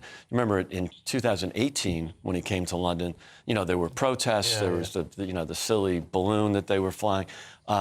Well, this is organised, or at least encouraged in part, by people who are now members of the government. Of course, and also the mayor. I mean, who should be embarrassed about that, and probably, you know, probably won't be. But this is, again, a great opportunity. So, you know, I think the great leaders will take advantage of it. What I find absolutely fascinating, and since the day after the election, really, it's very difficult to put your finger on why, but the world is reacting to him. I mean, particularly in these trouble spots and things, just the fact he is coming into office is having an impact. Now, why is that? Is that because people believe he can solve the situation? Is it because there is still that degree of uncertainty and an element of fear as to what he might do? I think it's a combination. And if you look at, you know, President Trump's first term, the world had much more peace and much more prosperity. And not just the United States, but the West in general and the world in general. So people are looking at it, and that's why one of the reasons he won so comfortably was that it was a referendum on 2 administrations. And Kamala couldn't separate herself from the Biden administration for obvious reasons. So, you know, people look back at the peace and prosperity of Trump's first term. That's one reason. But also, you know, they're looking at it not just because they really like President Trump. The attitude has definitely changed. There's more optimism. But also look at the voters. The voters, in spite of the election here in July, the voters in Europe are moving to the right. They're moving toward common sense. Everybody, they're rejecting the net zero fanaticism. You saw that in Germany, and you'll see that in the German elections. You know, that people don't want to pay for these luxury issues, these boutique issues that are they're almost obsessions in the halls of power. But when they look to the voters are definitely moving right and moving toward common sense. Except here, you could say. With an exception, but, you know, 34% of the voters, you know, voted for Labour. Yeah. So, you know, I think that generally speaking, that's why Reform is doing so well, and I think that's why you'll see some, you know, corrections in the Conservative Party and the Tories. OK, here's a trivia question then, just to end on. How tall is President Trump? I'm going to say 6'3". And how tall is Prince William?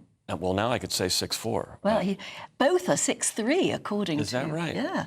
But, I mean, if you look at any of the pictures from yesterday, Prince William looks considerably taller.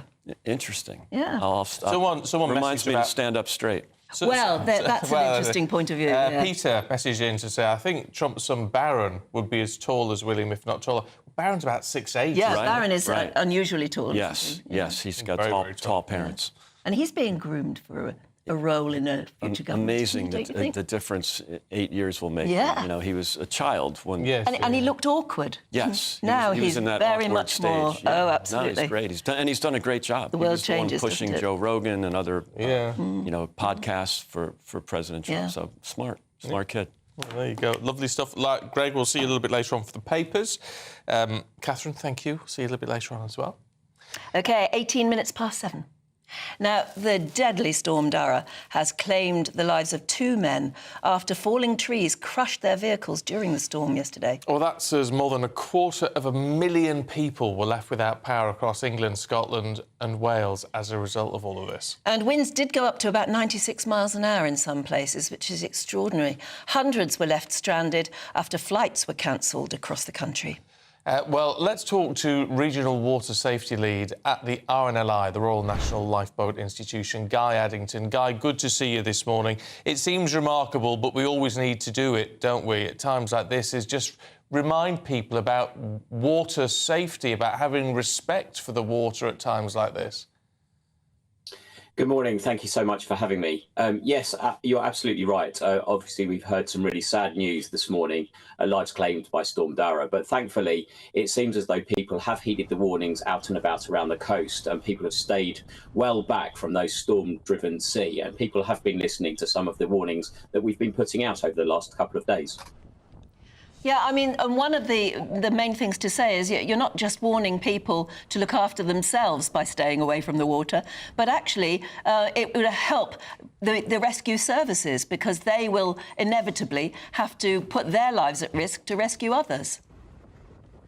You're right, Anne, and one of the key reasons that we do spend our time trying to persuade people to do the right thing out and about around the coast is not only to look after themselves, we are passionate about making sure that people don't lose their lives in and around the water.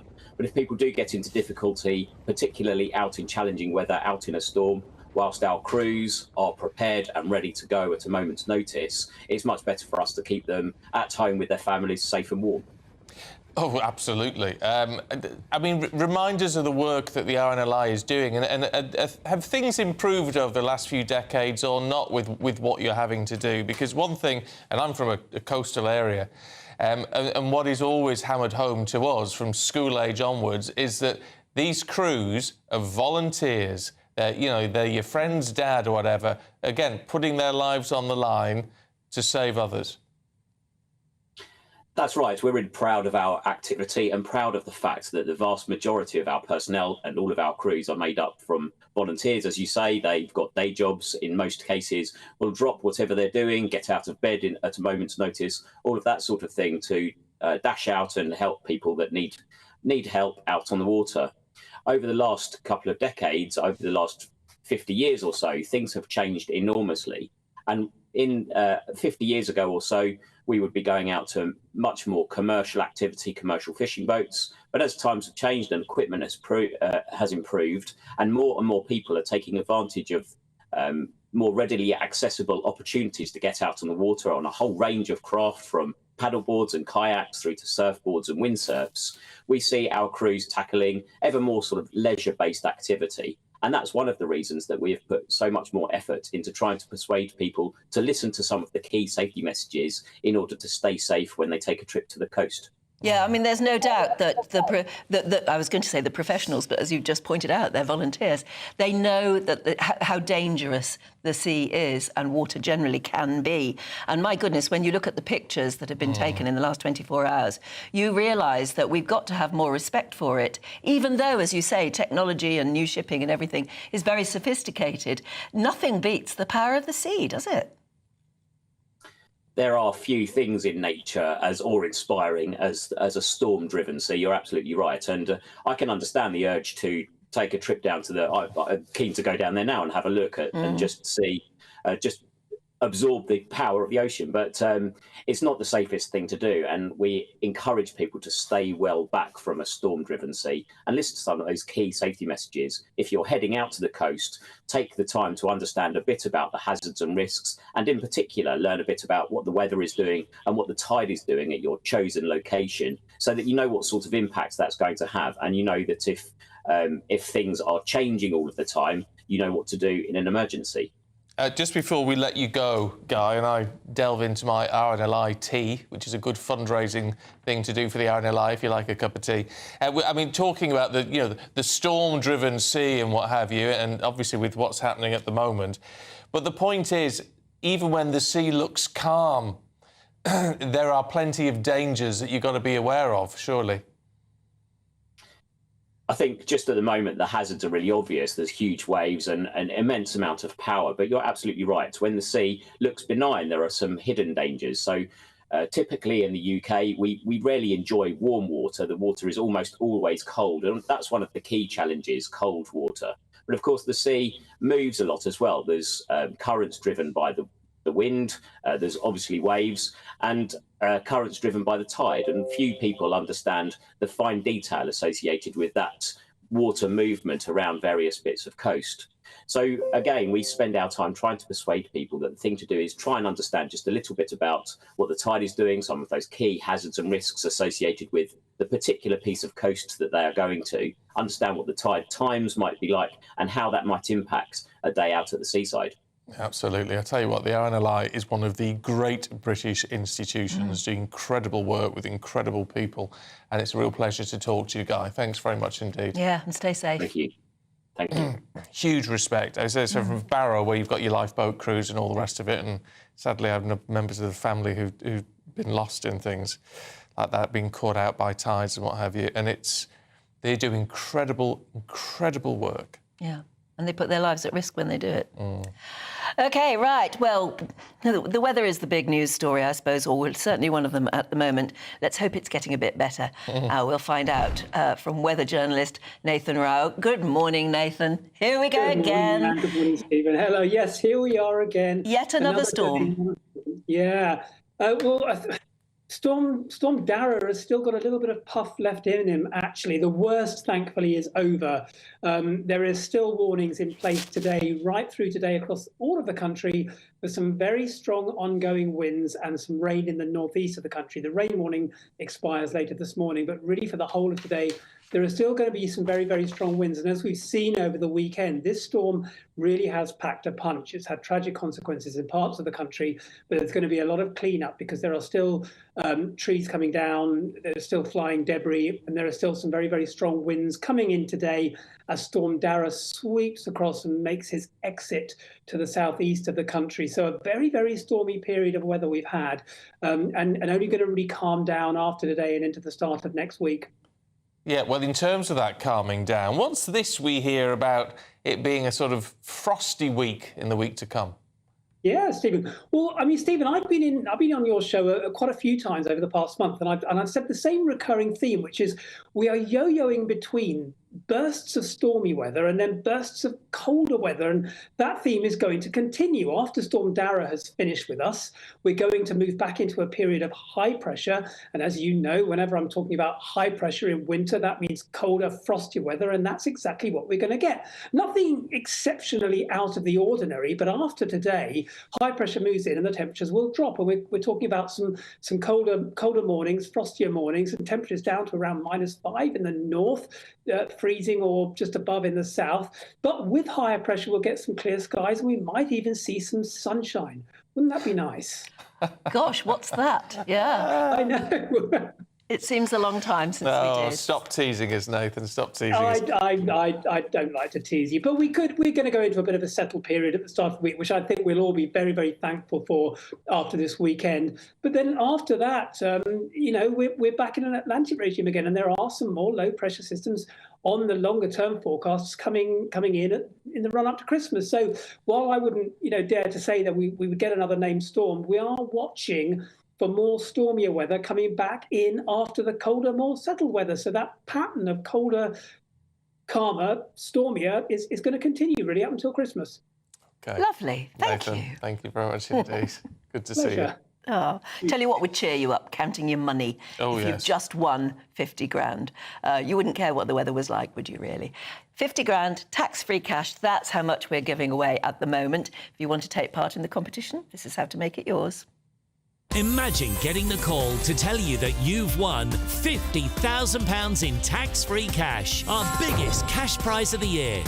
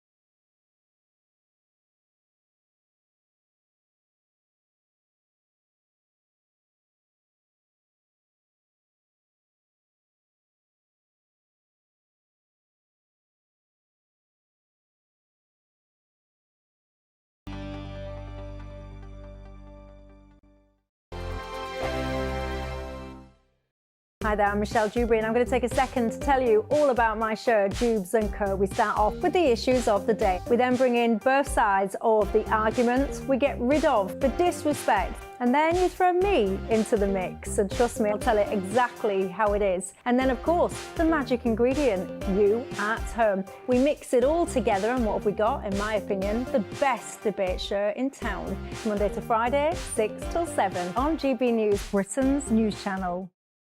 Why go out on a Friday night when Friday night comes straight to your home? Talking about? Join me and my A-team of top pundits. Chemistry tonight is electric. As we tackle the big stories of the day with wit, insight and fearless energy.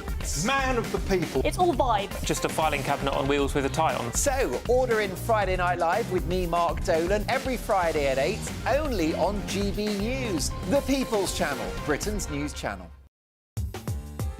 I'm Christopher Hope. From pop star to politicians, I'll interview anybody in a pub who's got a political opinion. Join me every Friday on Spotify, Apple Podcasts, YouTube or gbnews.com, or wherever you get your podcasts.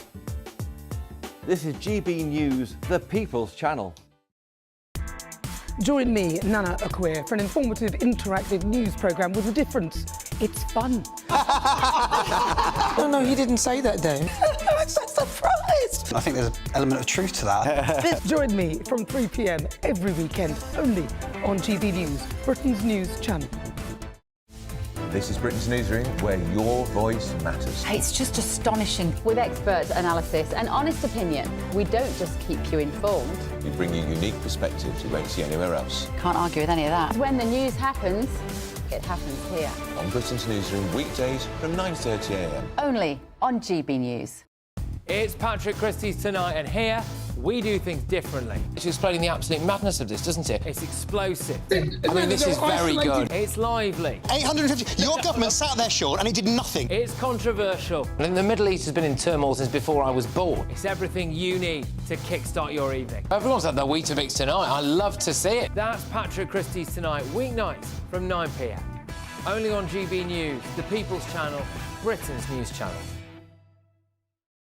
Mark Dolan Tonight is your weekend dose of news, debate and entertainment. This sounds like a wild conspiracy theory. Don't miss my big opinion. Mark Meets and my take at 10.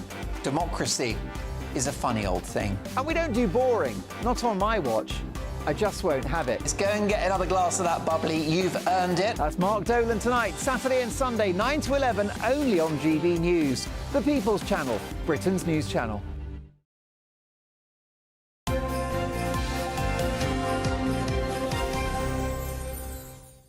Now, here's interesting. Reform UK have overtaken the Labour Party for the first time ever in a national opinion poll. Well, it all comes as Reform UK's membership surpassed 100,000. Nigel Farage was crowned the Spectator's Newcomer MP of the Year to a very silent tepid audience. reception. Yeah, they didn't like it. They didn't like it. Can Reform, though, win the next election? That's the big question. Actually, all of the commentators are beginning to ask. They're sort of taking the matter really seriously now. Yeah, well, let's talk to one political commentator, Stephen Carlton-Wood. Stephen, good morning to you. Reform are on the ascendance, aren't they? Well, they are in the polls. Yes. But I think it's a bit naive, really, to think that they could win the next general election. There's not enough structure to them at the moment to maintain that or even really expect it going forward. It would need, I'd say, even if they had a 20-year strategy, achieving taking control of councils and having a history of real governance and administration, I'd still think that would be slightly ambitious. So to say, or to even think that they could do it in 5 years' time or May 2029, I think it's extremely unlikely. However, the polls, if they are to be taken seriously on this, if their approval grows and grows publicly, then they will be the most popular choice. So maybe, even if they weren't completely ready, and actually that's what Nigel Farage said about the last election, they were taken by surprise by the date of the election, but they still managed to do as well as they did.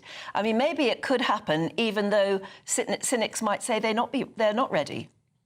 No, I think the danger with reform, the way it is they will cement another strong Labour victory at the next general election, the way things are.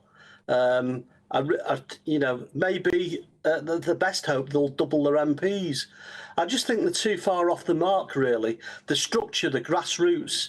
I know you say they have 100,000 members, but that's not 100,000 activists. And you need to be having something like 100,000 activists to be preparing for government.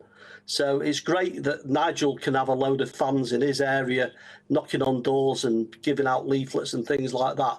But to do that around the country, to get 320 MPs, I think that's a big ask, and it's very unlikely. OK, Stephen Carlton-Woods, thanks very much indeed. Well, let's talk to the Deputy Leader of Reform UK, Richard Tice.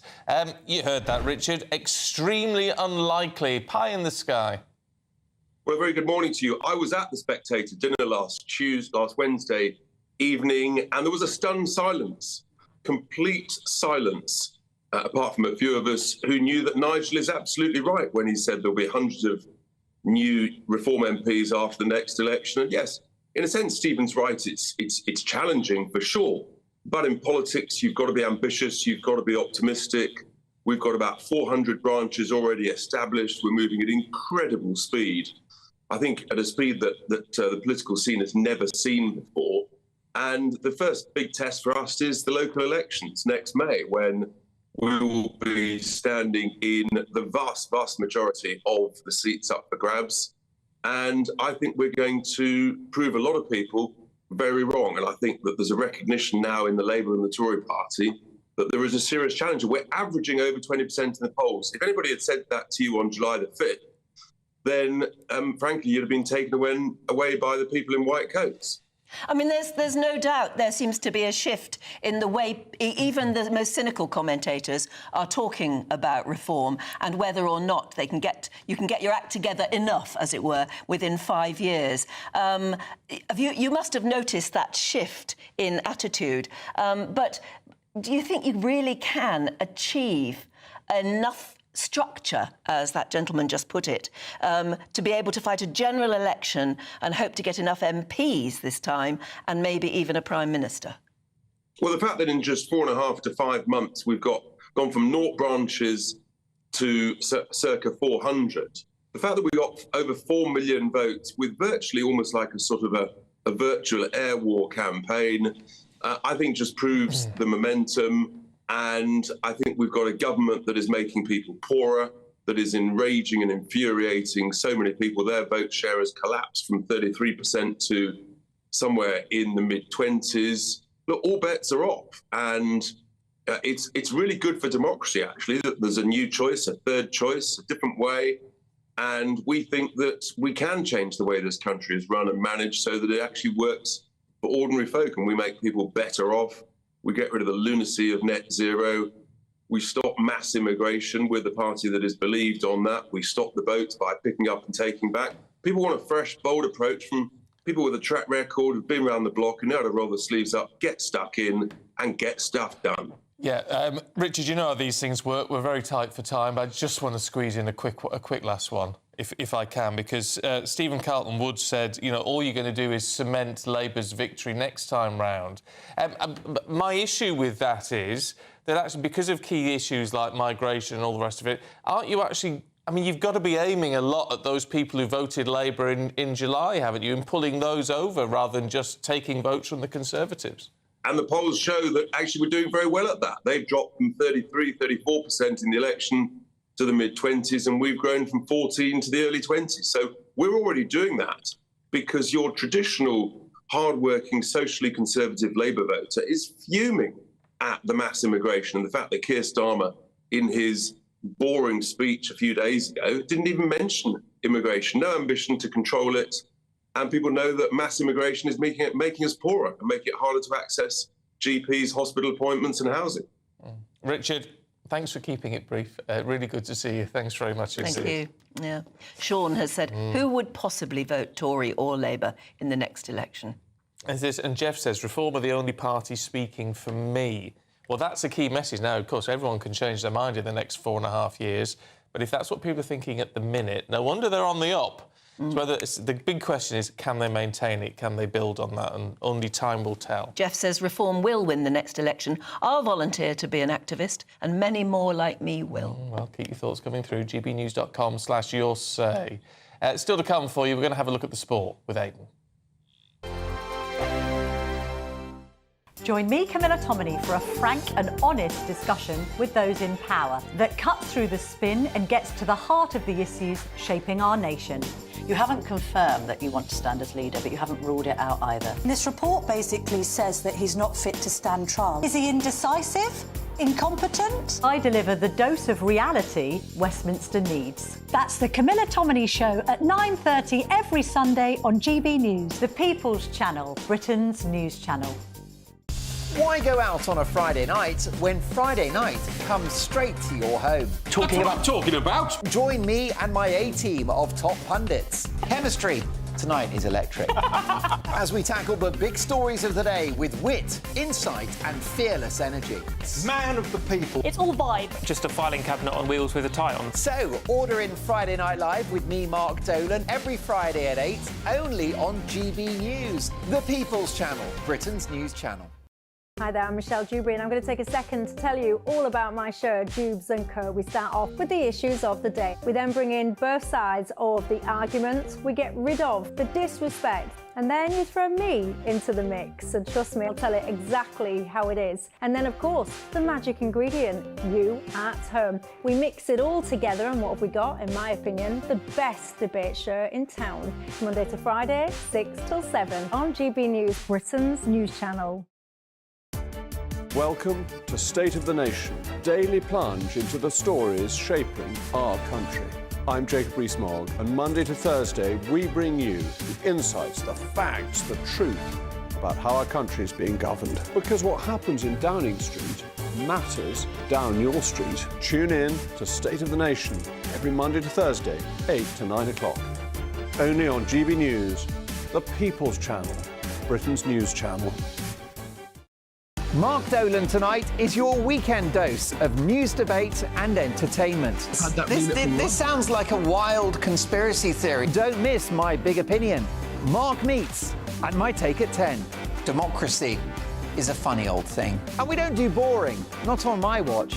I just won't have it. Let's go and get another glass of that bubbly. You've earned it. That's Mark Dolan tonight, Saturday and Sunday, 9 to 11, only on GB News, the People's Channel, Britain's news channel.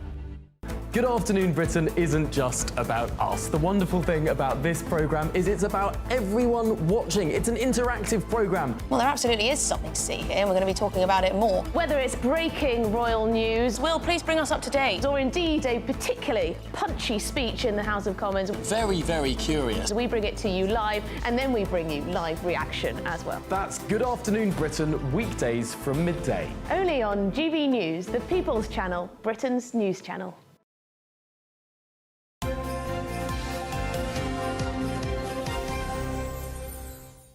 All right, so just a quick whiz through the sport, Aidan, this morning.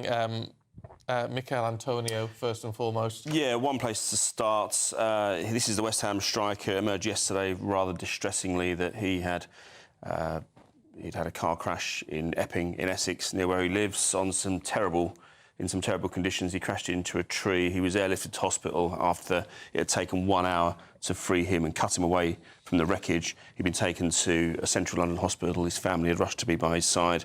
There was real worry for him sort of early evening, and there were lots of shows of solidarity around the country from the Premier League club saying get well soon.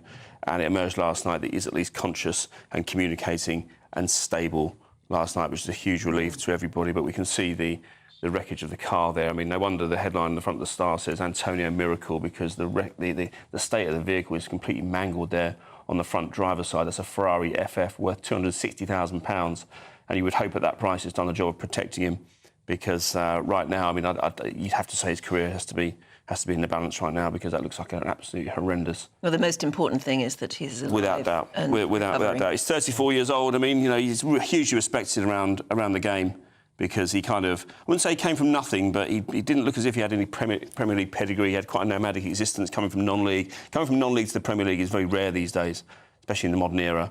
And he got there with West Ham. He's been there nearly 10 years. He's hugely popular with the club, and they'll be wishing him a speedy recovery. West Ham released a statement last night saying as much. Yeah, can we have a quick look at the cricket?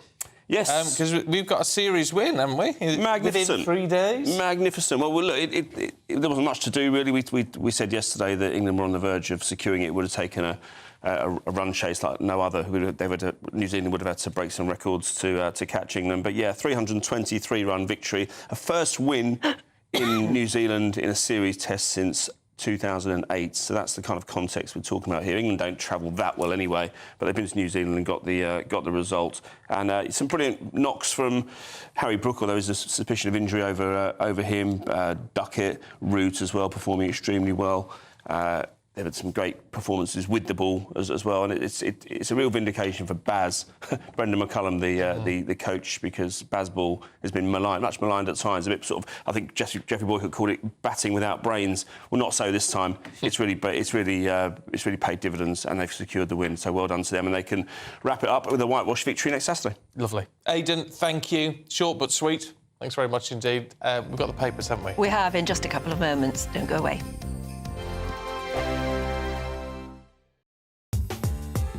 I'm Christopher Hope. From pop star to politicians, I'll interview anybody in a pub who's got a political opinion. Join me every Friday on Spotify, Apple Podcasts, YouTube or gbnews.com, or wherever you get your podcasts.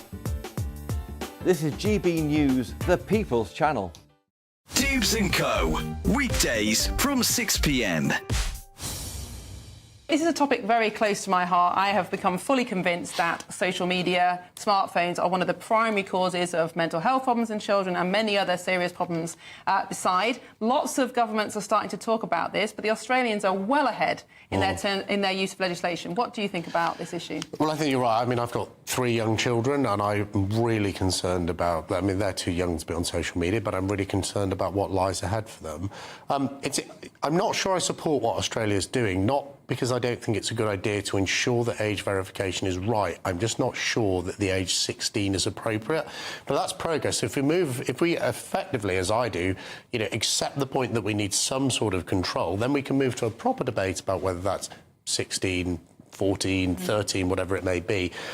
And, of course, there are age restrictions on things like Facebook. I think, from memory, it is 13. Yes, but it's a tick box. But it's a tick box, so all you can do is you can just knock. If you're 11 years old, you can just predate your date of birth by 2 years, and you can get on. I think what Australia is proposing is interesting because it will stop young people, maybe without their parents' knowledge, short-circuiting the system, because they're going to be asking for proper age verification and ID. That's definitely something we should do in the UK, because it's enforced in the existing law. Query, is 16 the right age, Miriam? I completely agree with it. It's something I actually said should have been done before.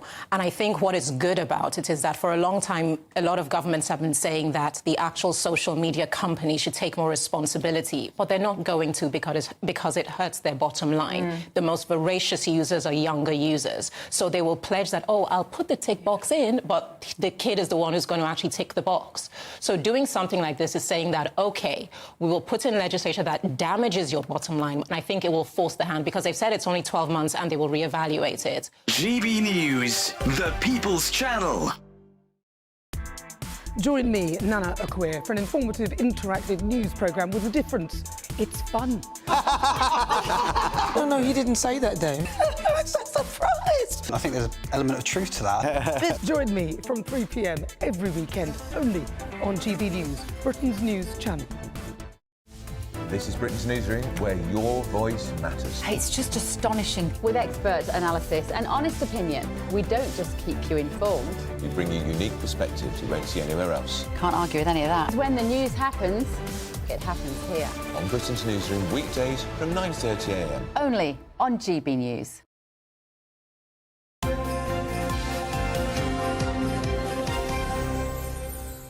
Going through the papers at 7:48 with Scarlett Maguire and Greg Swenson. Good morning to you both. Greg, can we have a look at the Mail? Because this awful shooting in Manhattan, and they reckon they've got the assassin, or they know who he is. Right. Mayor Adams stated yesterday that they know the name. He didn't reveal the name, of course, but it sounds like the net is tightening on the shooter or the killer. So I wouldn't be surprised if something happens in the next couple of days. So brazen. Yeah, it was amazing. I mean, it's 54th and 6th Avenue in Manhattan. It's, the heart of Midtown. It's very corporate. There's a lot of banks, insurance companies on that street. Really just shocking. It seems a terrible thing to say, but a lot of the newspaper reports are pointing out that there isn't a lot of sympathy for the victim because of who he was. Yeah, there's a lot of chatter, internet chatter and it's kind of shocking in many ways. But there is that sort of anti-big company, big corporate. Well, he was the CEO. Hold on, it was more than big company. It was all the people who actually took out healthcare insurance and then were told no. And I mean, I was talking to an American last night. I mean, a former GP actually last night, who was telling me stories about how you're so no, it's fine. You if you've only had one cigarette in the last few years, it doesn't count. But not apparently. This chap, the CEO, was responsible for bringing in an AI system which denies payouts to 90%. This is what I read. Right. 90% of possible claimants. Look, I think it's greatly exaggerated. Everyone's got a story about some claim that they made. I've had private insurance in America my whole life. It works. It's functional. Remember, 36% of Americans are on public health care, on Medicare, Medicaid. So it's bigger than the NHS, right? So people talk about, the private system doesn't work. No, it does work. And most, over 100 million people are on government health care. So we have a bigger government functioning healthcare than the NHS. But there is a lot of resentment, isn't Of course. And but I would argue a lot of it's unfair because the private sector is a much better allocator of capital in general, but especially in healthcare. Well, it's certainly not what the internet is. I mean, people are absolutely... No, but I do think... None of it justifies walking up to someone with a pistol and a suppressor. Nothing. But it is amazing the outpouring against health insurance, and it might work for you, but for a lot of people it doesn't work. Yeah, it's imperfect, right? And I think that's what people have to understand. And look, I had travel insurance. Sure. And my boyfriend, we had travel insurance. My boyfriend came off a motorbike. The travel insurance people did not want to fly him back. And luckily, he was a television reporter, and ITN said, if he's not on that plane by 10 o'clock, he's on the 10 o'clock news. They saved his life. Yeah. That's the problem with insurance people, is they go, well, let's see how long we can do it. And that outpour, and of course, nothing excuses what an assassin. Of course. Right. But actually, I think America needs to look at its health insurance policy. And we constantly do. But I think you look at the private sector health insurance versus the public sector health insurance, and who outperforms? Obviously, the private sector much better. So yes, there's going to be exceptions. All right, poor people. Let's have a look. Talking of poor people, in the Observer, Scarlett, apparently, thanks to the Labour government, a million people, pensioners, are skipping meals now because of financial concerns. Yeah, I think there's a real problem that there is no question that there are an awful lot of pensioners, or literally millions of pensioners, who are getting winter fuel benefit who didn't need it. Right. But what they did was that they forgot that there's a sort of a 2.5 million, according to Age Concern, 2.5 million gap between the people who are not going to get it and these people need it. And I think it was brought in without enough thought. And actually, had they done something like tax it, then it would have been fair. The people who don't have any money wouldn't have done it. And I mean, there are a lot. We all know there are people who should be on pension benefit and can't fill out the forms. I think it's a terrible, terrible shame. It's a scandal, Greg. It really is, but look at the underlying cause of this is that the cost of energy is ridiculous. In 2005, the United Kingdom was energy independent, so this is a problem, obviously. But I think that the underlying cause has to be addressed, so we wouldn't be having this conversation, or there wouldn't be a need to have benefits for energy or for heating. So this underlying cause is something that shouldn't be ignored. Yeah, no, it's a very good point. But they're talking about bringing in a nuclear, there's more nuclear power now, but they're making us pay for it, which is ridiculous. That's what private investment's for, isn't it? Yeah. I mean, nuclear and renewables will bring it down. It's just, I mean, the cost of energy in the whole of Europe is crazy. OK. There we must leave it, you two. Thank you very much indeed. We'll see you later. Great to be here. And we're going to have a look at the weather for you now with Alex.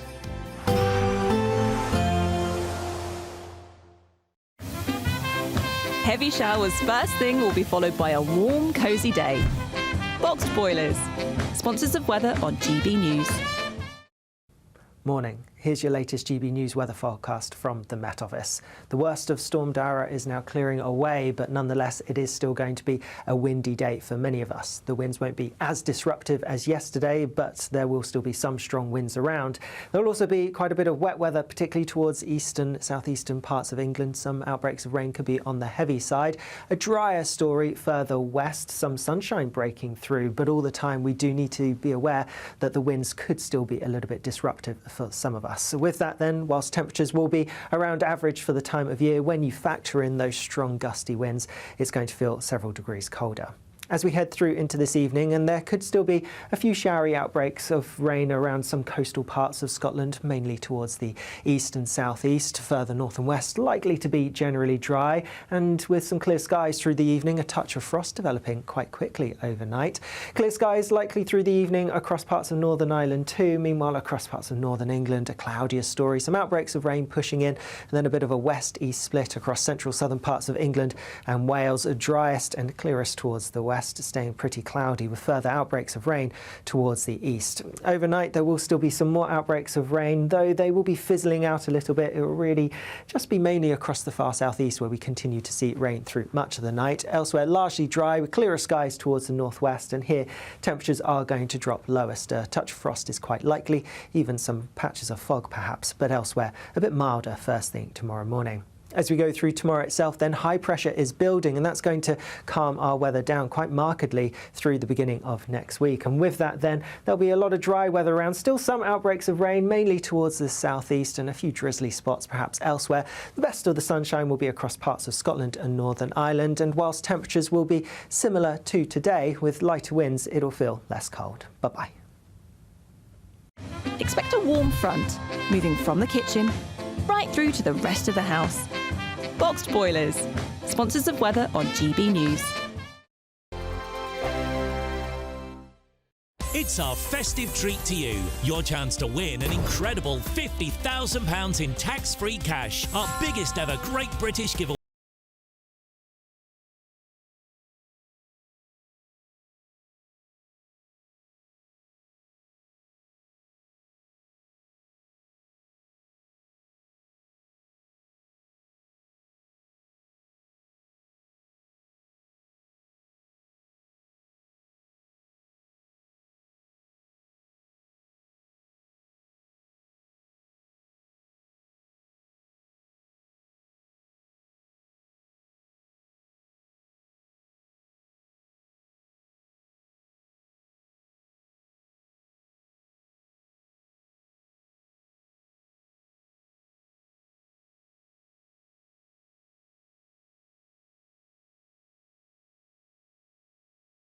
Luck.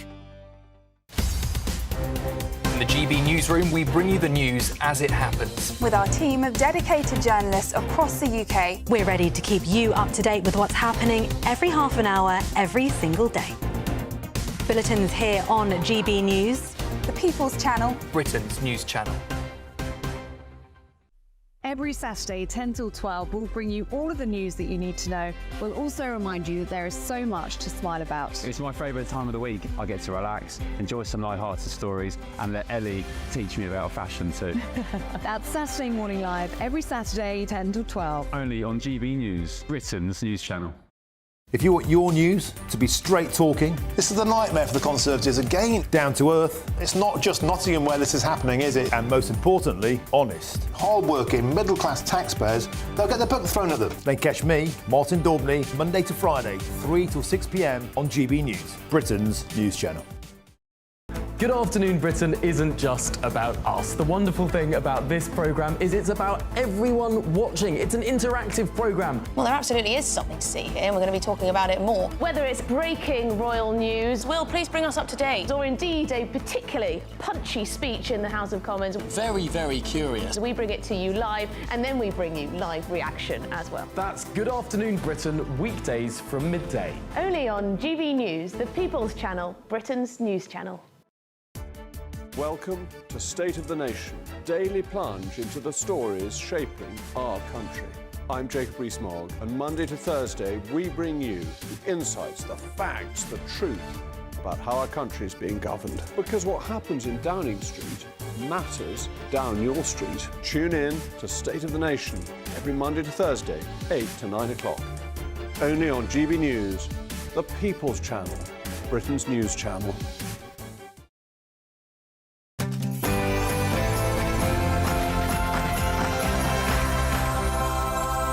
We then got hold of Trump's special relationship with Prince William.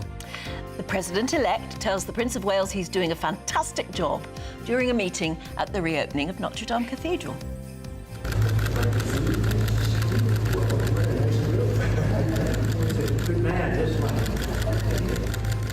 Well, according to reports, the pair discussed a range of global issues and reminisced about the late Queen. Yes, he's not even president yet, but Trump is behaving very much like he is, meeting Prince William, also meeting Volodymyr Zelensky in Paris yesterday. I'll bring you the details shortly. Storm Dara claims 2 lives as it batters the country with winds of up to 90 miles an hour.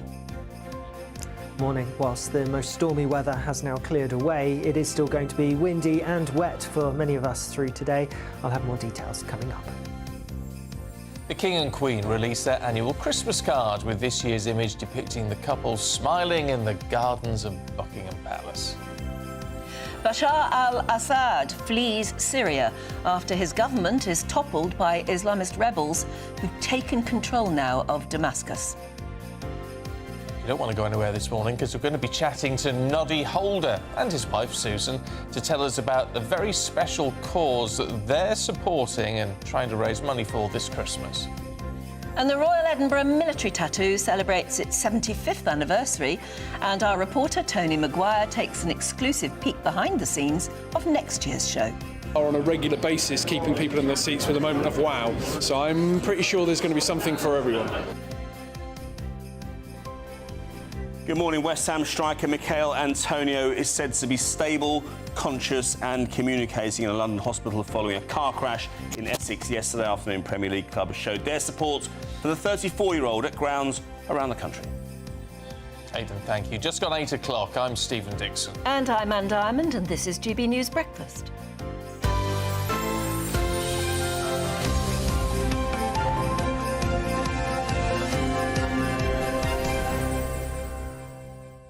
Now, you really should be getting into the Christmas spirit now. It's reached that time of the year, hasn't it? And this is, as we were saying yesterday, this is the weekend where most people apparently put up their Christmas trees. So Yeah. I've been asking for pictures of yours.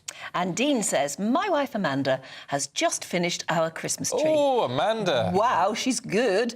Took a while, didn't it? That is, if you're listening on the radio, that is a Christmas tree that looks as though it's, well, been professionally done, but it is covered with the most beautiful set of, I don't know, baubles, tinsel, absolutely everything there. Well done. That is quite a tree. It looks like the sort of thing you'd see in a department. Yes, exactly. Hamleys or something. Yeah, very professional. Wow. I'm very impressed. Let's head to Telford in Shropshire, and Luke, who sent his tree in, which is all very white, very stylish, in a I say I like, though, you've got red lighting around your fireplace and everything. It's all very nice. Very cosy room, that looks like. Kathleen says, here's a photo of my tree, my 3rd Christmas in my new home. I moved from the northeast to Surrey to be with my family, near my family. And it does look lovely there. Well done with that tree. A white tree, and they were very popular. Is that white and blue? Yeah, but they've come back, the white artificial trees, haven't they? Used to be very big in the 60s and 70s, but they're coming back into fashion, yeah. Rob has been in touch. He says, here's my dog Douglas in front of a Christmas tree. What is he, a Cocker Spaniel? How do you get a dog to pose in front of a tree like that? Take the picture very quickly. Yeah. The trick to get him to sit up and like that is to hold a sausage roll. Thank you. He's 12 in January. He is a beautiful boy. And Phoebe has sent this of her tree, warm white and just beautiful tree. Well done, everybody. I feel so jealous. Yes, you've been very, very lax, Sam. Very lax. It's awesome. It really is. In fact, it's Yours will be pressure. too. Yours will be as well, John. Yeah, it's lovely to see. Get you in the Christmas spirit. So well done, everyone. If you want to keep your pictures coming through, now pictures. gbviews@gbnews.com. That's the way to do it. Email. Yeah. Rather than gbnews.com/yoursay, which is a website for just your comments. Yeah, we've all got to start practising our Trump impressions again, I think. Do you remember? I mean, people got quite good at it 4 years ago. I think they've got to start practising again. Well, but doing it with a bit more respect, I think. Maybe this time, because he seems to be a bit different, doesn't he? I think so.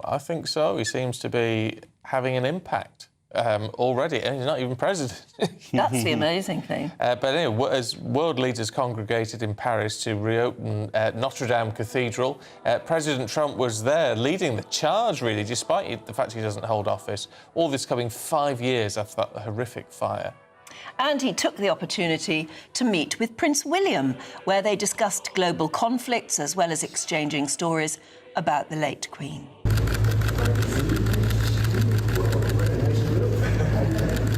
Good man, this one.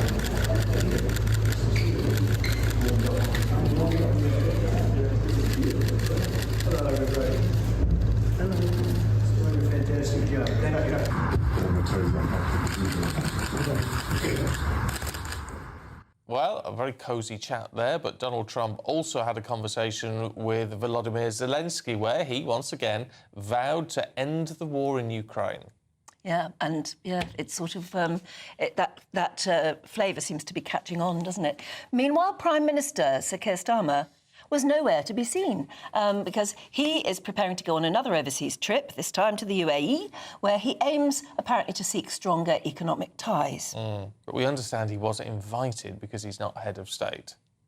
Which is understandable. Fair enough, if that's though, because Donald Trump's not head of state either, yet. He got him. So it's an interesting political dynamic. Let's talk to our political correspondent, Catherine Forster, who, as you know, was at Notre Dame yesterday and has whisked herself back to the studio. It is fascinating, all of this, because the focus, apart from being on Notre Dame, has really been on President Trump, or President-elect Trump, before he's even in the job again. Yeah, quite incredible, isn't it? No matter how big the political figures, if Donald Trump is in the mix, it is all about Donald Trump, let's face it. And it was a bit of a diplomatic coup, really, for President Macron, who's having a terrible time. His government has collapsed. France is in a really, really difficult place at the moment. But this reopening of Notre Dame, it looked incredible. All the stone has been cleaned. It looked almost white. This medieval roof totally rebuilt, and we had heads of state. Yes, worth saying, the Prime Minister, I clarified this with Number 10 the other day, the invite was to heads of state, so presidents or royalty. So, for example, we had the President of Italy, not the Prime Minister, Giorgia Meloni, so that is the reason. But also, as you say, the Prime Minister is off to Saudi Arabia, the United Arab Emirates and Cyprus from today through to Tuesday. But also, I think the King is obviously our head of state. He was not there, but Prince William went in his place. But I think that's quite smart from our point of view, because clearly Starmer and Trump are not natural bedfellows. Starmer will have to find a way to make this work. They did have that meeting, didn't they, a few months ago. But Trump, we know, is an enormous admirer of our royal family, the late Queen in particular. And so I think he will have been delighted to spend some time with Prince William. And it's a real example of the soft power that the royal family has and how useful they can be for us on an international stage. Yeah, we've had quite a few messages saying, wouldn't Princess Diana and the late Queen be really proud of Prince William, because he does appear to be very easy in that role now, doesn't he? And I guess the King is thinking, well, he's got to be ready.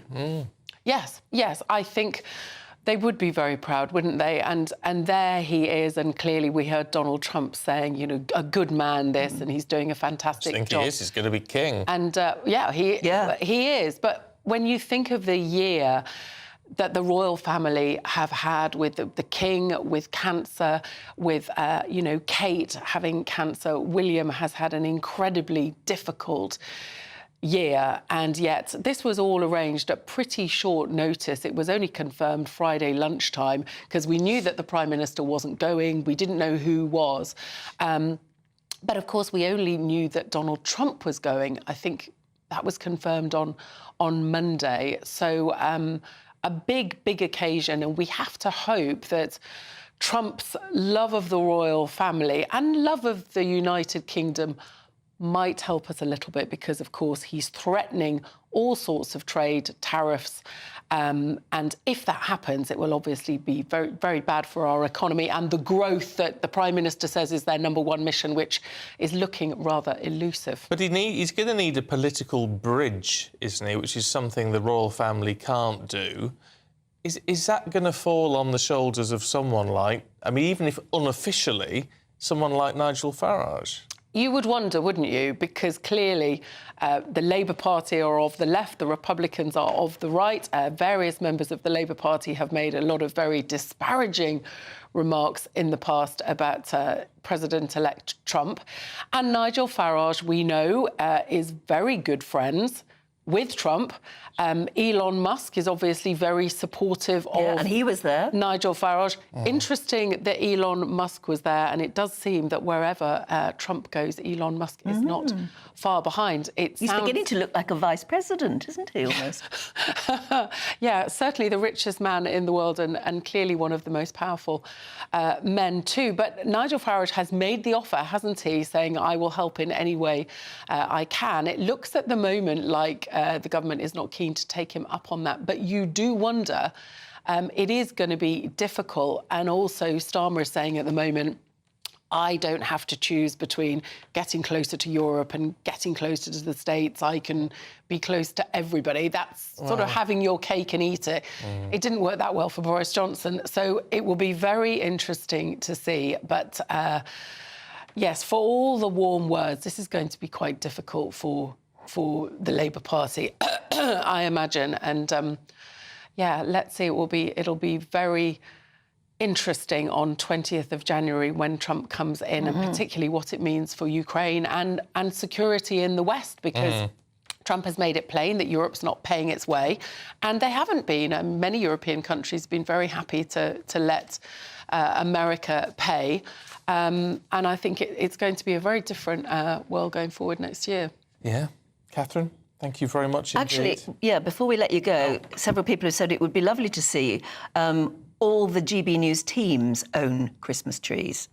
And you've got a story about the cat and yours. I will send you a picture. I'm looking for the picture of my cat. So we have a little grey cat called Molly, and she loves climbing the Christmas tree. In fact, we put it up, we leave it a day for her to sort of go wild and get it out of her system before we decorate it. But even with the decoration, she's up there. And that's quite dangerous, I would have thought.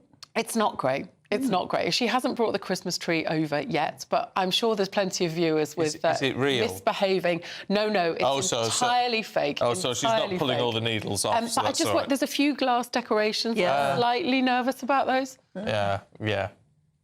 Good luck. Yeah, well, if you have trouble with your cat or dog or any other animal, I suppose, and your tree, let us know. Ours don't bother. They don't take much Don't bother. notice. They know they're not to go near it, and so they just don't go near it. They're not bothered. It's fascinating. I don't know why. We've been very lucky with that. Because if the dog went for it... Well, if the dog got enthusiastic... Yes, exactly. He'd just have it over. But no bother with that so far. OK, well, good Better luck. trained, Good luck better with trained than my animals, Molly and the clearly. tree. You know I'm going to go home and it's been eaten. The tree will have been eaten by Rex. I can see it coming. Right, talking of all things Christmas, how about a very royal one? Should you be lucky enough to get one of these? The King and Queen have released their Christmas card, choosing a nice, relaxed image in the Buckingham Palace gardens. Yeah, the photograph is accompanied by a message that simply reads, wishing you a very happy Christmas and New Year. Let's talk to royal photographer Ian Lloyd, who joins us now. It's very different from the card we saw last year, Ian, which was sort of very formal. It's lovely and relaxed, isn't it? It is, and don't they look like kind of Darby and Joan? Good morning, I should have said, by the way. That kind of, you know, it's like your dad and your mum sort of thing, standing in the garden. I like the fact he's got his hand in his pocket, which is quite unusual for royal portraits. I mean, in the past, he always had them hand behind the back, like Prince Philip, didn't he? So it's kind of relaxed, and considering what they've just been through, you know, with the cancer diagnosis, this was in April, I think, so they're obviously just getting over the illness, but they do look very happy together and very relaxed, I think. Yes, yeah, it's amazing to think they're king and queen now, actually, when you look at them like that. As they say, they could be anyone's gran and granddad almost, couldn't they? Well, there's no crown and there's no sort of palace mirrors behind or anything like that. A lot of the commentators are saying they've taken a leaf out of the book of the Waleses, frankly, and they've gone for this very cosy, informal type image, which is something because they are the monarchs at the moment, aren't they? Yeah, and I think that they're trying to convey this fact that they're not...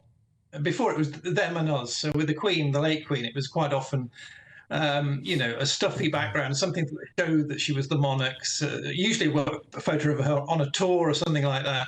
So it wasn't always a private picture. So it's kind of, you know, downplaying that kind of super royal image to just sort of show an everyday couple, I think. Mind you, we shouldn't necessarily be surprised, because it was Charles who... I mean, it's a long time ago now, but do you remember when he was in the garden with the two boys in sort of Bill and Ben flower pots and things? Yeah, absolutely. Yeah, I think there have been some great ones over the years. I mean, they try to show you something that is different, that we'd like to see. And said in the early days, it was, you know, them on tour and things like that. Or, I mean, last year was the coronation. I suppose they had to do that. So... yeah, I think the private ones are the ones that people like and they remember more, I think. So do we imagine them sitting at a desk somewhere, maybe in Highgrove, in front of an absolutely enormous pile of cards and having to sign each one? Or do they get somebody or even a machine to do it for them? Well, the late Queen used to sign her personal ones on the Royal Yacht in August when she went around the Western Islands on the cruise. So she did her Christmas cards then. But you're right, they sign... just really ones for family and friends, but most of them are done by auto pen. Somebody said you can do it by breathing on them. I can't remember if it's proper ink, then it will sort of slightly smudge, but you wouldn't want to ruin that. But if it's a machine, you know, it's completely different. But usually, obviously, there's a greeting like love or best wishes, you know, in handwriting, then it's usually from them. But it is limited to the family and to friends, but the rest of the time it's to, you know, ambassadors and Lord Lieutenants and people like that and heads of the armed forces. They're all, you know, machines, I think. Yeah, well, as lovely as it would be to have a hand-signed one, you can't expect them to sit there and sign thousands upon thousands of them. It would take months, wouldn't it? Ian, really good to see you. Thank you very much indeed. Right. OK, take care. I would like one. Yeah. But you'd be dying to know whether it was a real signature or not, wouldn't you? Oh, yeah. Apparently Sotheby's, you know, the auction house, they get these all the time. They get people saying, how much is this worth? And they have the awful job of having to tell somebody that's not the real signature because they know how to tell. Yeah, auto pen is very clever. Yeah, it is, isn't it? One of those things. Now, talking of all things Christmas, we are counting down to Christmas Day, of course, with our very own, very special Advent calendars we hear every day from church ministers across the country. Here's Day 8. The GB News Advent Calendar, Day 8. Advent is a time of waiting in anticipation to celebrate an extraordinary event that took place just over 2,000 years ago. Waiting in anticipation is something we do often in life. Maybe we're waiting to enjoy the holiday we've been saving up for, or waiting for that email to come through telling us we've been successful in our job application, or waiting to open up the Christmas presents come Christmas Day. The stronger our wanting and longing, the greater the intensity of our anticipating and waiting. Which raises a question: do you know what you most want and long for? In a world full of marketing and social media influencers shaping our every desire and telling us what we should have, what we need to have, and what we are to experience and how we are to live, do we know what we truly want? Have we lost the ability to know the deepest longings of our hearts? As we approach the celebration of Christmas, we're reminded that Jesus Christ came down to earth as God in the flesh. It reminds us that the human soul belongs to God and was created for God, to enjoy God now and forever when Jesus returns. This is Emmanuel, God with us. And you can, sorry? I say this every day, but I just think they're magical. Yeah, I know. Those really, really lovely messages and from some fantastic ministers out there. Well, you can see all of our special Advent messages as Christmas approaches by visiting gbnews.com/Advent. If you don't feel inspired by them, heaven help you. Right, let's get a look at the weather for you with Alex.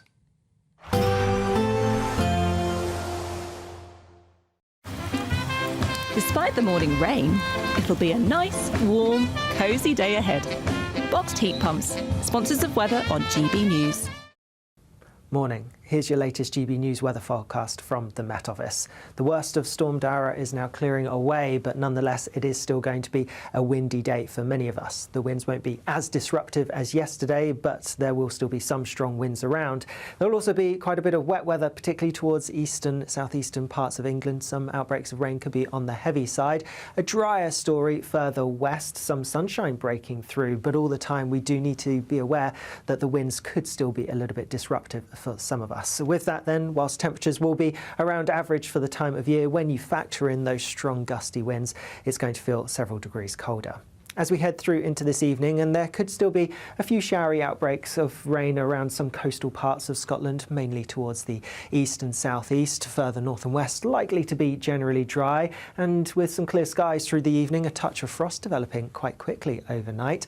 Clear skies likely through the evening across parts of Northern Ireland too. Meanwhile, across parts of northern England, a cloudier story, some outbreaks of rain pushing in, and then a bit of a west-east split across central southern parts of England and Wales, driest and clearest towards the west, staying pretty cloudy with further outbreaks of rain towards the east. Overnight there will still be some more outbreaks of rain, though they will be fizzling out a little bit. It will really just be mainly across the far southeast where we continue to see rain through much of the night. Elsewhere largely dry with clearer skies towards the northwest, and here temperatures are going to drop lowest. A touch of frost is quite likely, even some patches of fog perhaps, but elsewhere a bit milder first thing tomorrow morning.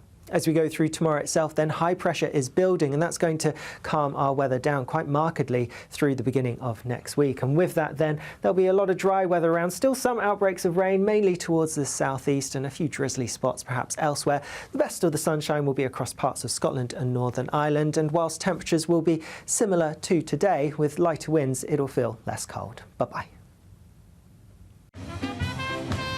There will be a light breeze in the morning, leading to a warm front. Boxed heat pumps, sponsors of weather on GB News. Right, now it's time for the Great British Giveaway, your chance to become our biggest ever winner with £50,000 in tax-free cash. How do you take part? Here's how.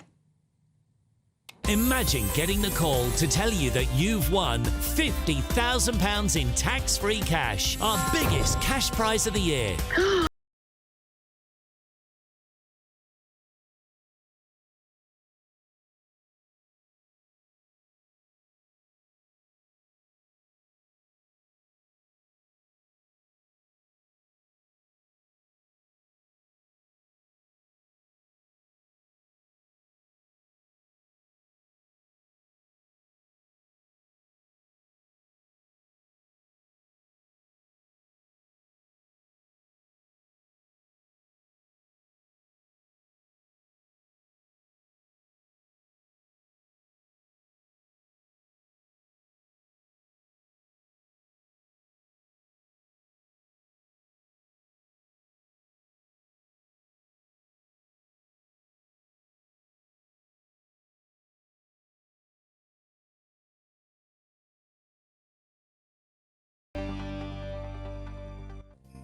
Yes, good luck. Right, still Give to some come. to Anne to buy for a new computer. I need a new charger. Something's going wrong anyway. But still to come, it's the final of I'm a Celebrity. Now, I don't usually watch it, but I'm quite interested in who's going to win because there are quite a few iconic people inside it. And I know who I'd like to win this time, but I don't really know why. So if you're feeling the same, we'll try and catch up with that in a couple of moments. Yes, and they did the cyclone-y thing. Have a look.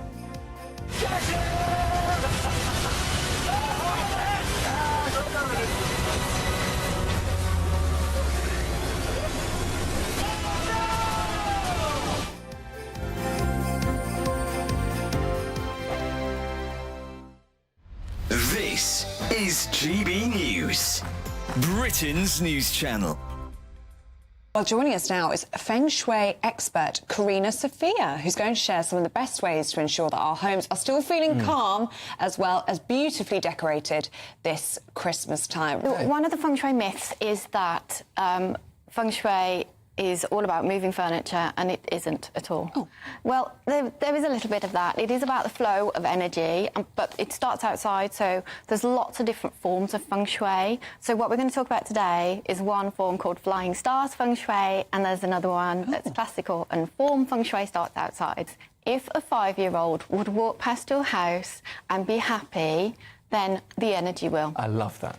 So if a 5-year-old would like to see more, would like to come in and would touch anything and not get hurt, then it's a good thing and the energy is feeling good and wants to come in as well. What about the light colours? Does that matter? Does that come into play? Yes, there are different colours. Depending on the direction, the compass direction of your home, there are good colours that support energy inside the home.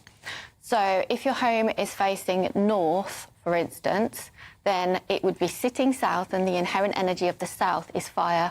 So you want to have red or green, which is wood that fuels the fire, and that supports the inside of the home. Now, I just painted my door red a couple of days ago, and then I got this opportunity, so don't underestimate it. You want to decorate your tree with whatever you want to manifest. Whatever it is that you want to bring into your life.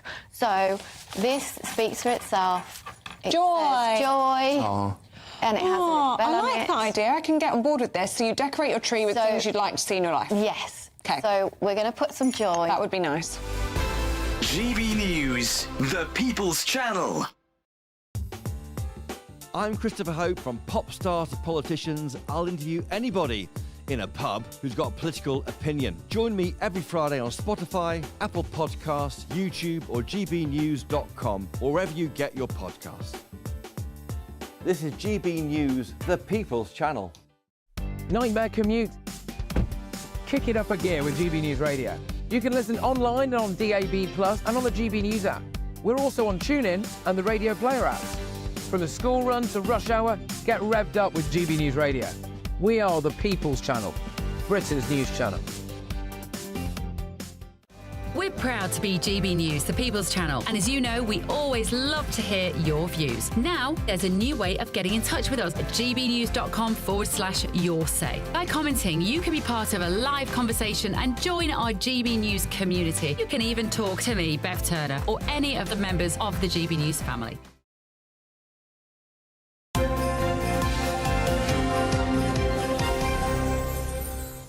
It's 8:27 now. Today is the final of I'm a Celebrity, Get Me Out of Here. So someone's going to be crowned king or queen of the jungle. Well, is there a spoiler alert ahead? Well, no, we don't know who's won. No, we don't know who's won, but we know who are sort of close-ups. Or what do you call them? Runners-up? No, close. But what do I mean? I've no idea. No, I don't know what I mean either. Yeah. Finalists. Yes, Danny Jones, Colleen Rooney and Reverend Richard Coles are in contention after Oti Mabuse was voted out on last night's show, apparently. Yes, but before that, the final four celebrities had to complete the Celebrity Cyclone. Here it is.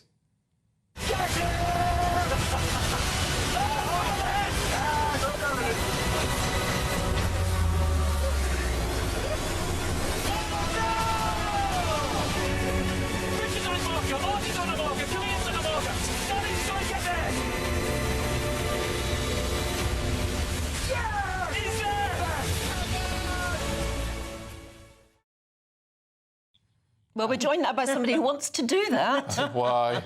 Stephanie Tecci. I absolutely love the Cyclone Challenge. It's like the highlight of the series for both the viewers and the celebrities on there. ITV definitely get their money worth with this. And obviously, it's quite sad because once you get to the Celebrity Cyclone Challenge, you know it's near. The end is near. And it has been a really good I'm a Celebrity series. Usually, there's a lot of cat fights. But in this series, they've actually bonded really well. And it's been good to see them get out of this celebrity world into this jungle world, and it's been really nice to watch. But we need a king or a queen to be crowned tonight. I'm placing my bets on Coleen Rooney. But I want Coleen Rooney to I think, win. you know, she's been through a tough 2 years with all the Wagatha Christie court case, and I think before this, people just saw her as just Wayne Rooney's wife, where I think viewers at home have really got to know her and her personality. But I think as well, the odds are also in Danny Jones' favour. He's been someone that's been loved by the public. He's been a good campmate. So I think... Can you tell me who Danny Jones is? Yes, he's from McFly. So they've been around for yonks. Years, yeah. Yeah. So he's just been quite, again, seeing him away from the boys and really getting to know his personality has been great as well. But Richard Coles, he's another one. Yeah, they're sort of sneaking up on the inside, as it were. Yeah, his popularity's really surged. I didn't think he would get to the final, but I have to say he's probably the most coolest reverend in town, and he's been a real source of comfort to the campmates. And I think because he's got maybe an older audience who love him, I think he might do well tonight as well. I always think it's interesting because every celebrity must go into this thinking, this is going to make my career, this or reboot my career or whatever it might be. And yet there's always some who come out the other end and it seems to be damaging, like Dean. Yeah, Dean and Talisa as well. Earlier this week, they were voted out, and Talisa left Australia even before the Post interview. She didn't do much. And for some people like that, they just get it. It's a cash earner, to be honest. Like, you get a certain amount of money to appear on the show. But someone for these finalists, it's been predicted they can make up to £5 million from just adverts, deals. So it is really a cash booster. And it's one of those things, they're back in the public eye. And I think this is why these reality shows always come in handy for them. So what do they have to do tonight? Is there something they have to do tonight, or is it just a vote? Tonight we're going to see one person voted off, and then there'll be a challenge amongst the final two, and they'll probably be drinking some ghastly things. They're really going to push their limits before they leave the jungle, but it will be like almost a 2-hour show, so it's definitely going to be quite filling, and then we're going to see the Post interviews, all that stuff, so it's going to be quite a good watch. But people were saying... And I mean, I suppose before this series started, but is it coming to the end of its life a little bit? But has this given it a boost? Well, I think sometimes people love to hate reality shows. They're like, oh, these celebrities are going to be, just, pantsing around in the jungle. But I think people love to watch it in that sense. So I can't see it coming to an end. But the money they spend on these shows, that's what I think that a lot of these broadcasters are now tightening their belts. So if you want those good names, you're going to have to splash out on the cash. Well, yeah. Coleen Rooney's got a bit of criticism. I mean, it's not really, is it? What I thought. For taking the children out of school for 2 weeks to come out and see her. Well, she did say from the get-go, if the boys are coming out, they're going to have to bring their schoolwork with them. So I can imagine someone of her financial status, they've got the money to make sure that they are doing school maybe, online and stuff, but obviously it makes a good headline. Yes, I think that's all it is, isn't it? Yeah, she's setting a bad example for other multi-millionaire parents. I mean, come on, get a grip. Most parents cannot afford to fly their children out to Australia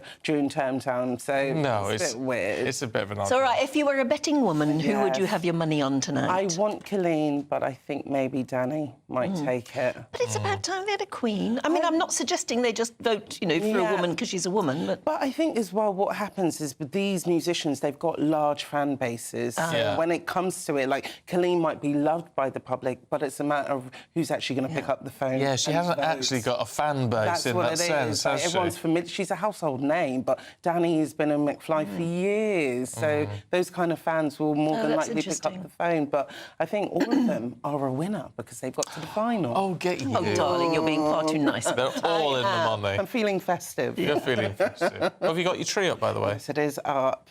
I've got this mini tree in my room, and it looks so elaborate. It's got, like, these mini steps on it. It looks So hang on, you're proudly saying you got the tree up, but it's that big? Yes, it's that big. Okay. Because I it's could in my manage room. that, I I know, hope. it looks so cute. Yeah. I think smaller, the better. That's a good idea. Maybe I'll go. Yeah. Downsize the tree. Yeah. Downsize the tree, nothing wrong with I really want a pink tree, though, one day. Do you? Yeah. A Barbie tree?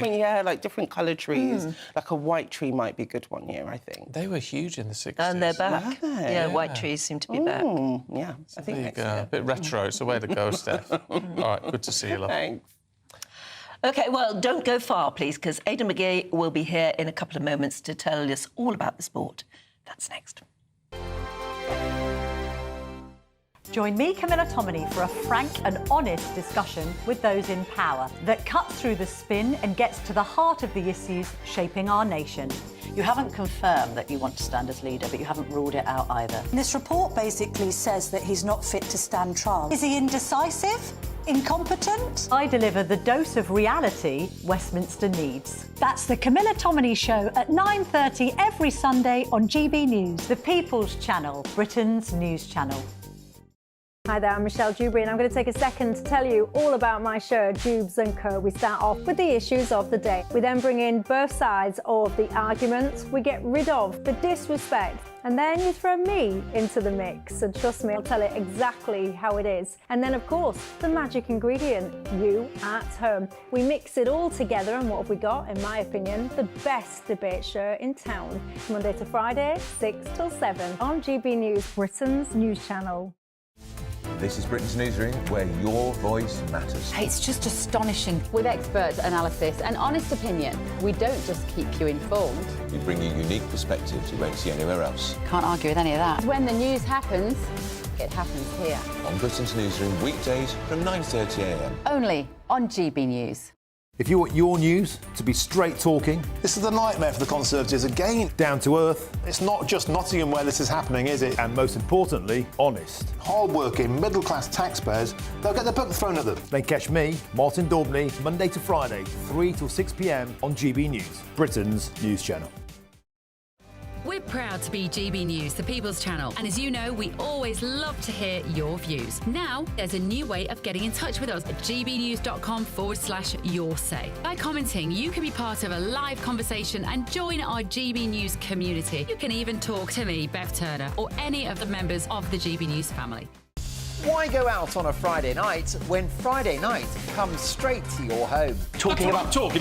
Join me and my A-team of top pundits. Chemistry tonight is electric. As we tackle the big stories of the day with wit, insight and fearless energy.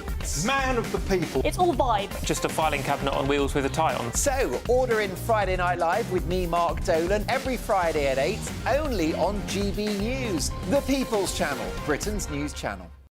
Mark Dolan tonight is your weekend dose of news, debate and entertainment. This sounds like a wild conspiracy theory. Don't miss my big opinion.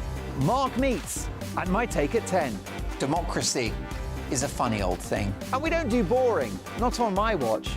I just won't have it. Let's go and get another glass of that bubbly. You've earned it. That's Mark Dolan tonight, Saturday and Sunday, 9 to 11, only on GB News, the People's Channel, Britain's news channel.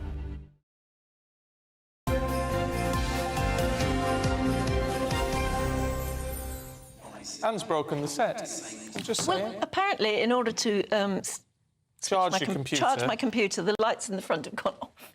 So sorry about that. That's terrible. But now we don't know how to unfix it. Like a Grinch. There's so many wires. Stolen Christmas. Underneath this table. Nobody knows quite what wire goes into what plug hole. No, it's very confusing. Right, I tell you, someone who knows about all the sport, of course, is Aidan McGee. Good morning. Good morning. Look, we better start off with this really serious news about Mikel Antonio. Yeah, the rest of the sport seems kind of, although some great stuff over the weekend, it seems quite insignificant compared to a man being in hospital. Who knows what's to become of him, but at this stage he's stable. This is Mikel Antonio, the West Ham striker, 34 years old, airlifted to hospital yesterday after it took an hour to cut him free of the wreckage of his Ferrari car crashing into a tree in Epping in Essex. West Ham released a statement last night saying they can confirm that Mikel Antonio has today been involved in a road traffic accident. Our thoughts and prayers with everyone at the club and his family and friends. Mikel is in a stable condition and conscious and communicating. That's a huge relief to everybody. And terrible conditions, of course, yesterday, wasn't it? Well, it was. Yeah. Played on Tuesday, came on as a substitute in the 62nd minute against Leicester, so very much, first-team player. And someone who's really garnered the respect of lots of other players and people within football over the years, because he wasn't blessed with natural talent. He made himself into a player, really. He was more power to him for that, really. Without doubt. I mean, he had a nomadic existence for a few years at Championship League One level, but he started in non-league. It's so rare these days for the players come from non-league all the way to the Premier League. He's been to 9 years, or nearly 10 years, to West Ham now. 83 goals he's scored for them, and still at the age of 34, very much part of their plans going forward. So we just hope he makes a full and, let's say, great Absolutely recovery. full recovery, Because we've seen the statements yesterday. It's just a bit worrying at this stage. But we'll obviously, the more news we get, we'll bring it to you. Yeah, God love him. Right, let's look at Forest. I mean, I like Nottingham Forest. I mean, I wasn't expecting him to win against Man United yesterday. No, it was 30 years since they won at Old Trafford. They won 3-2 yesterday. And, I mean, they've been to Anfield already, Forest, and won. So they've got some pedigree. They're not afraid to go to big grounds and take victory. And they repeated the trick yesterday. And for Ruben Amorim, it's a real wake-up call. These players, different managers go in there and think that they're obviously talented, Man United. Can we get more out of them? I'll tell you what, these players keep getting managers to sack. And if he doesn't make a change soon, in January, as close as January, then they're going to do exactly the same to this guy. Yeah, God, that'd be something. I mean, that'd be a hell of a story. Well, yeah, it would. Oh, dear. Right, what's happening today? We've got some matches. We've got Spurs against Chelsea today. I just want to, if I can, mention this story about a lawyer who's bringing a case. He's written a letter to the FA saying that they're breaching their own rules over political slogans. Right. As regards the rainbow armbands, which we saw this week, controversy around that, and the rainbow laces as well. The Premier League have used them, encouraged players to use them on their armbands since 2013. Encourage or force? Well, this is the thing. I mean, it's players have began relenting. They believe it's a bit political. It contravenes their political beliefs. But a lawyer has said that the rules are very clear on behalf of the FA. It says in their rule book, equipment must not have any political, religious or personal slogans, statements or images. Players must not reveal undergarments that show political, religious, personal slogans, statements or images or advertising other than the manufacturer's logo. So... Well, how does rainbow laces and all that do any of that? How's it political? Well, it's contentious. A lot of people don't agree. You class it as it would be a human rights issue or an equality issue, but not everyone's comfortable with the gender issue. That's the thing with trans, with the T on the end of it. That's all, and that's what players have taken umbrage with over the last few weeks. And they're just the captains, Stephen. I mean, that's not to say there aren't other players. It doesn't say anything of that on it, does it? It's just the colours. No, it's the colours, but it's what the colours stand for, and it's very clear. It's Stonewall involved in it as well. A lot of players don't like it. A lot of fans don't like it. And this lawyer is saying that he's threatened legal action, but he's asking the FA to relent on it. I mean, I remember the political rules are quite clear. I remember Robbie Fowler back in 1997. He celebrated a goal for Liverpool, and he lifted his shirt to reveal a slogan in support of the striking Dockers on Merseyside, and he was reprimanded for that quite quickly. And we've not really seen it that much since then. Players really show their T-shirts to show solidarity with someone who's died or someone, any other stuff that's not necessarily political. But this is a different ballpark altogether, and as we know, it caused a lot of controversy this week. Yes, yeah, indeed. What about the match that was postponed yesterday because of the bad weather? Is it going to be tried again today? Not today, no. It's not. They can't rearrange it that quickly. But it's a great story. There was a fan, actually, who travelled from Australia to see the match. And it was postponed because of the adverse weather conditions, and he was facing a long trip back, and he wanted to see Liverpool play against Everton because his mum was from Merseyside, and it was something that was quite close to his heart. Missed the game, but the Everton player, Seamus Coleman, has invited him to have some VIP treatment at the training ground today. Oh, that's lovely. Good. Can't complain, can you? No, you can't complain about that. I'm not complaining either. Who doesn't like a bit of hospitality? Yeah. Right, Aidan, thank you. On that rainbow laces issue, it's our poll of the day today. We're asking, should footballers be forced to wear rainbow armbands or laces? You can take part by going to gbnews.com/poll. We'll bring you the results throughout the day with the final result in Nana's show later on. Do stay with us because we're going to be looking through the papers in just a couple of moments.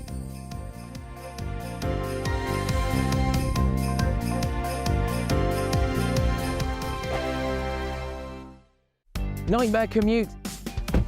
Kick it up a gear with GB News Radio. You can listen online and on DAB+ and on the GB News app. We're also on TuneIn and the Radio Player apps. From the school run to rush hour, get revved up with GB News Radio. We are the People's Channel, Britain's news channel. Sunday with Michael Portillo from 11, only on GB News.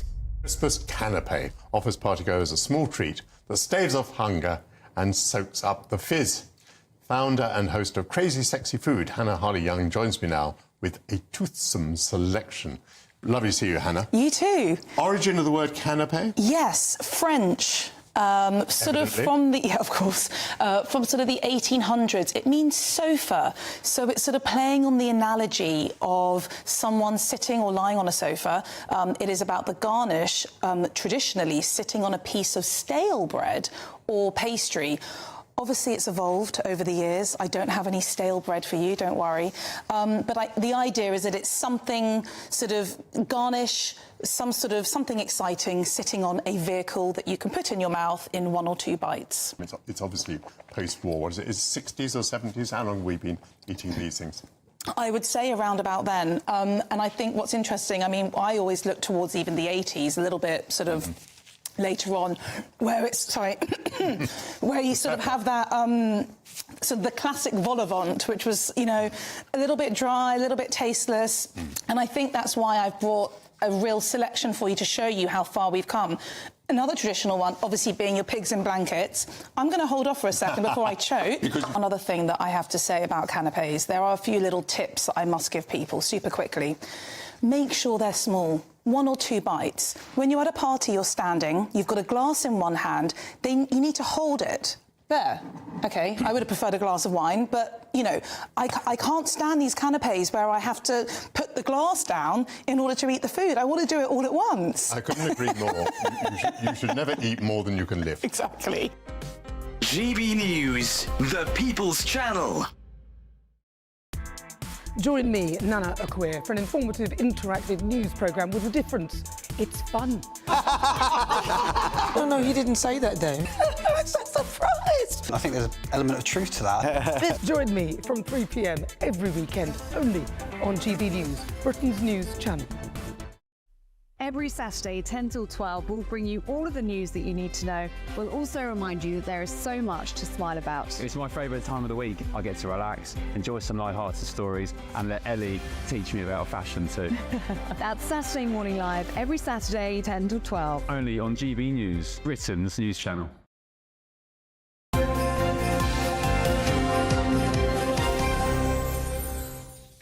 Right, time to see what's in the papers this morning with Scarlett Maguire and Greg Swenson.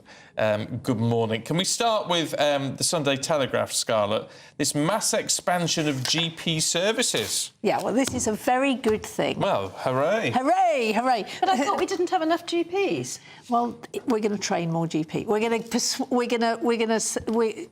We're going to ask doctors to consider being GPs, because this is really good. And what it's about is trying to bring services out of hospitals locally, because we all know that that's the best place to get treated. But we know that a lot of medical students don't become GPs because it's got a really bad reputation now as a profession.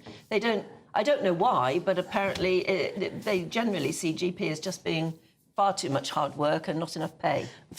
Well, I know that. I mean, GPs get paid far more. I mean, fine if you're a consultant at a hospital, but it takes you a very long time to get there. I mean, I think quite a lot of them do, and I think the pay... I mean, one of the problems, actually, is the pay is so good that lots of GPs are on 4-day weeks. But it's actually really good to be thinking about, because always the problem with money in the health service is it always ends up with the hospitals, because they're sexy and they do cancer and they do acute. And actually, if we had better GP services and better local services, one would be able to keep people out of hospital, which is really good. Are GPs the answer there? I mean, Greg, and it's not just the States, lots and lots of countries don't bother with what we call primary care service. Right. You go straight to see a bigger deal doctor. Scarlett has a great point. That if you don't have enough GPs, then you have more more emergency room or A&E visits, and that's really cost inefficient. So, you know, the more GPs you can have, the better. Yeah, hopefully makes getting an because appointment a little bit easier. Well, I was going to say, I mean, honestly, last year I was really quite ill, and everybody said get antibiotics. Well, the thought of getting an appointment with my GP, and I rang up 111. It did take me a bit of time. It took me about an hour, but they made a prescription at my local chemist, and I went and picked it up. Yeah. And can I say 111 is great? Yes, it is a very good way of getting through the bureaucracy of getting into the GP surgery, isn't it? Because very often they can make an appointment for you with the GP. Yeah. Or they seem to hurry things along in a different way. And they said to me, you know, do you just want antibiotics or do you want to be treated? And I said, look, a doctor will tell me what I already know, is I'm completely full of cold. I've been full of cold for a week. I've got to get rid of it. And they were really, really nice. And it was a doctor who I was talking to eventually. Yeah. Well, look, that's good. It's worth knowing that that's a system we can use. Greg, net zero. And this is in the Sunday Telegraph this morning. And it's not going to be good for soldiers. They're talking about electric combat vehicles. Yeah, it's completely obscene. It's probably the worst article I saw today in the papers. It's virtue signaling gone wild. If there's efficiencies to it, great. You know, I think the use of, there's a great company called Skydweller, which has a solar-powered drone, and there's some efficiencies to that, not because of the climate or net zero, but because there's some battlefield advantages to it. And we're seeing a lot of experiments with hydrogen right now. Hydrogen, okay, forget about that it's clean energy. It's efficient, right? If you're on a submarine or a battleship where you can't refuel and it's, you have to travel hundreds of miles to refuel, and hydrogen will be a battlefield advantage in many ways. But if it's about net zero, that's completely obscene. And that's why you're seeing so many military leaders come out and being quite critical. But actually, if you read the article, this is what they're saying is we're experimenting. There's a big company up in the north that is making electric vehicles, and they're saying let's look and see if we could use them on the battleground. They aren't there. That nobody can make a. They're never going to go unless it works. And all they said was, somebody said, well, we're never going to have electric tanks, are we? And there's a quote saying, never say never. It's not going to happen. This isn't about net zero. This is about trying to think what's going to work and the future. Cheaper, you know, range is a key issue. Obviously, on the battlefield, it's much more important. Yeah. So it's not going to happen. I mean, it's just that simple. Alluded to net zero in the conversations, and maybe that's virtue signaling, and maybe they're just trying to appeal to an audience, but really, if they're trying to impose. They're not. If you the people who are reacting to the article are reacting to what you're saying. If you read the article, actually, it just says we're looking at it, we're experimenting in Bovington, we're seeing what works and what doesn't work. Obviously, we are not going to put anything in the battleground. But the army uses masses of things that never go near a battleground. I mean, true.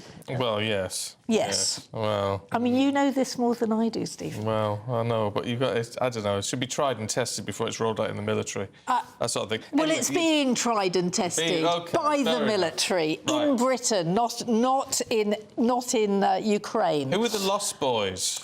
Oh, this is a really sad story. So there is a real problem with young working class men who leave school with no qualifications, and I mean, it's not just young men, that they're the NEETs. They're not in education, employment or training. And quite rightly, we've got to do something about this, because every single one of them is a failure of government. It means that school abandoned them. And actually for these kids, and a lot of, so it's not all working class boys, and they're mostly white boys, and it's not all of them. But what happens is it begins in nursery, and then they're considered a problem at school and they come out.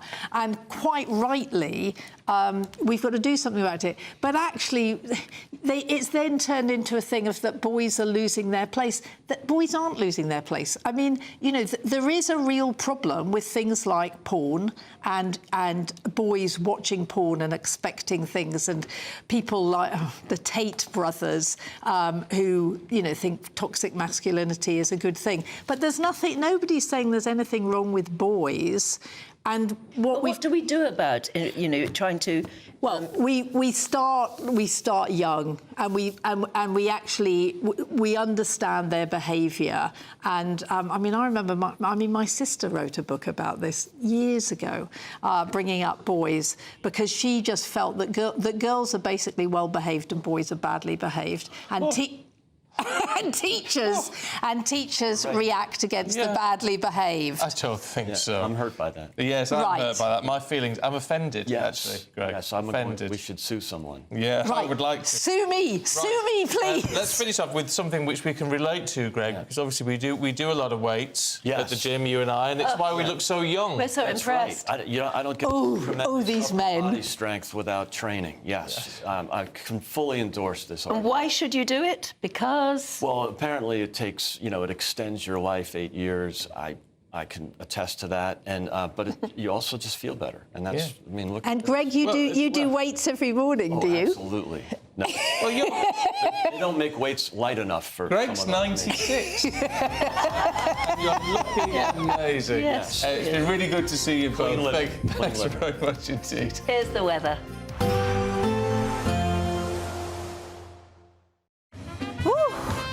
A chilly start will give way to a lovely, warm afternoon. Boxed heat pumps, sponsors of weather on GB News. Morning. Here's your latest GB News weather forecast from the Met Office. The worst of Storm Dara is now clearing away, but nonetheless it is still going to be a windy day for many of us. The winds won't be as disruptive as yesterday, but there will still be some strong winds around.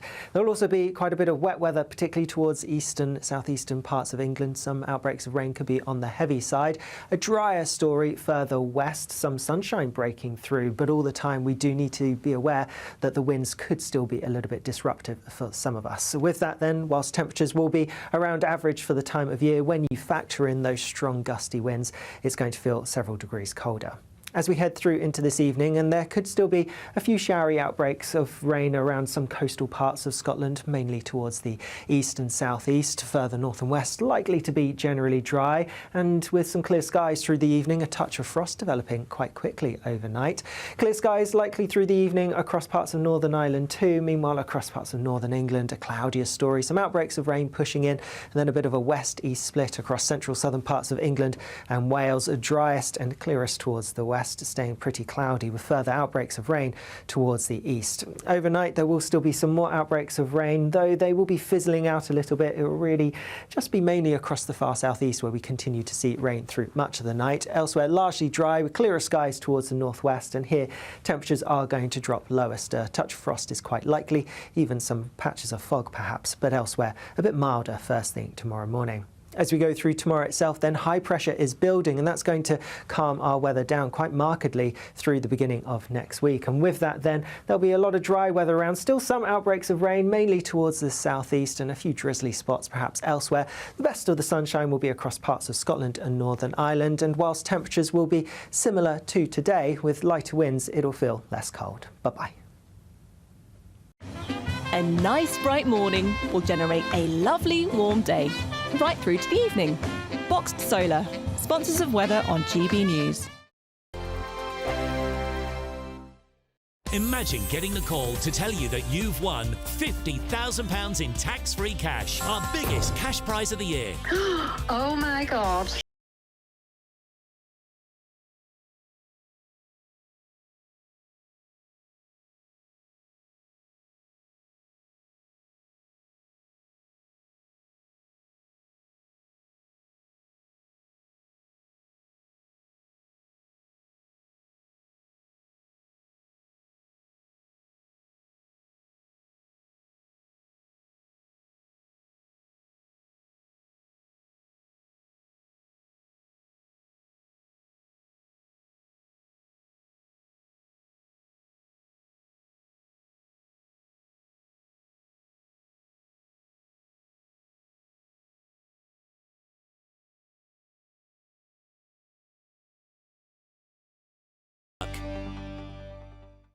This is GB News, Britain's news channel.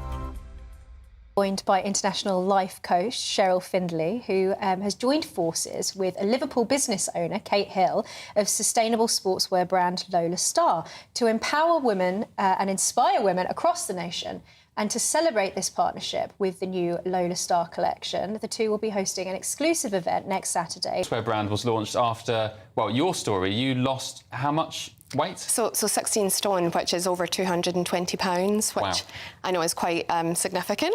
But during that kind of decade-long journey, I learned a lot about myself, and I learned a lot about what it takes to be successful, to be happy, to be well, and to just live an incredible life every day. Are you giving them goals to work towards or helping them structure their life? Yeah, so I don't give out goals, absolutely not. It's all about whatever an individual wants. So what we do to begin with is we understand, like, where are you now? Where are you thriving? Where do you feel really happy and excited in your life? And what's lacking? Like, where would you like to feel better? Where would you like to improve? And then we take it from there. I'd love to take that on board. I'd love to be my true self and fulfil my potential. So have you got any practical tips on how to do that? Yeah, so we start with clarity, right? Like, you need to know, it's such a busy, fast-paced world we live in. There's so much sensory overload. You know, it'd be so easy to be distracted. So we need to kind of quiet all that noise down and start with, where do I want to focus? Pick 2 or 3 things. Where do I want to focus? And then we define the goal. What would I like that area of my life to look, not just look like, but feel like? And then we take it from there. So that's where you would start. I actually had a cancer diagnosis in 2019. Oh. And I just decided if I was going to be lucky enough to be on the other side of it, I wasn't going to play small anymore. GB News, the people's...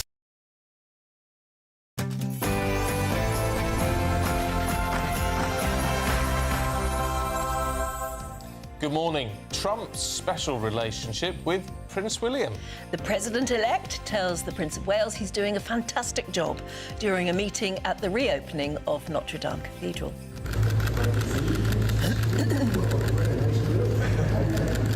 Good man, this one.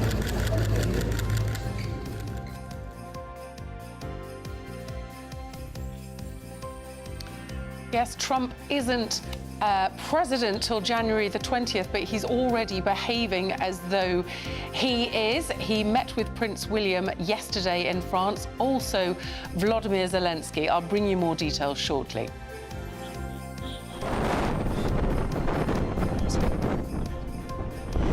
Well, the deadly Storm Dara claimed 2 lives yesterday as the storm battered the country with winds of up to 90 miles an hour. Morning. Whilst the most stormy weather has now cleared away, it is still going to be windy and wet for many of us through today. I'll have more details coming up. The King and Queen released their Christmas card with this year's image depicting the photo of the couple smiling in the gardens of the palace. Bashar al-Assad has fled Syria after his government was toppled by Islamist rebels. They have now taken control of Damascus. In just a few minutes, we're talking to Mr. Christmas himself, Noddy Holder, and his wife to tell us about a very special cause they're helping to raise money for this Christmas. And the Royal Edinburgh Military Tattoo celebrates its 75th anniversary. Our reporter Tony Maguire takes an exclusive peek behind the scenes of next year's show. Are on a regular basis keeping people in their seats for the moment of wow. So I'm pretty sure there's going to be something for everyone. It's just gone 9 o'clock. I'm Stephen Dixon. And I'm Anne Diamond, and this is GB News Breakfast.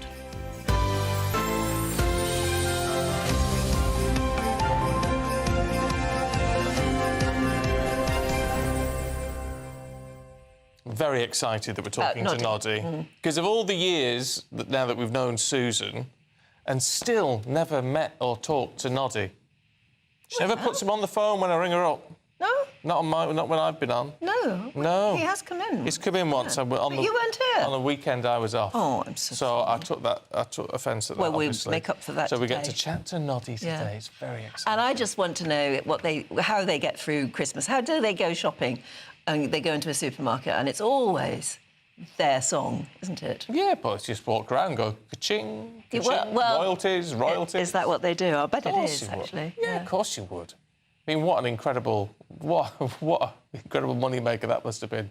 One tune, fantastic. But of course, all the rest of the stuff that's slated. It's not just the money, though, is it? It's the fact that you've actually been, you have become part of Christmas.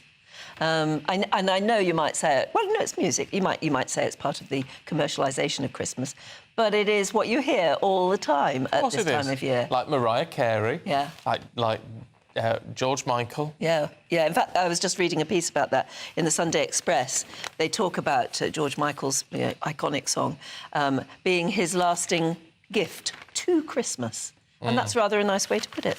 Well, yeah, it is. I mean, but these songs they'll never go. They'll always be there, which is fabulous. As the tradition of putting your Christmas tree up. And we've been asking for yours because this is traditionally the weekend when the trees go up. So here's one from David, who says, this is the first time I've had a real Christmas tree. It was a bit wider than I anticipated. Yeah, but it's a nice shape. It's a lovely shape, that, David, and it's all done multicoloured and lots of blue, and it's gorgeous. Well done. Really well done. It's lovely. This one from Norrie. Here is our cat. This is for you, Catherine. In our white tree... I can't see the cat. I can't see the cat. Our screens are miles away. It's right in the middle. Oh, I think it's in the middle. Oh, bless. Oh. Well, the cat won't want to come out from there. This is from Sarah in London. Here's my tree. I put it up last Tuesday, and again, all very stylish in the whites and silvers. Yes, I really like that. It's almost minimalist, but it's enough, isn't it? And it's really lovely. And we must apologise. Now, you did ask if we could see... Oh, God.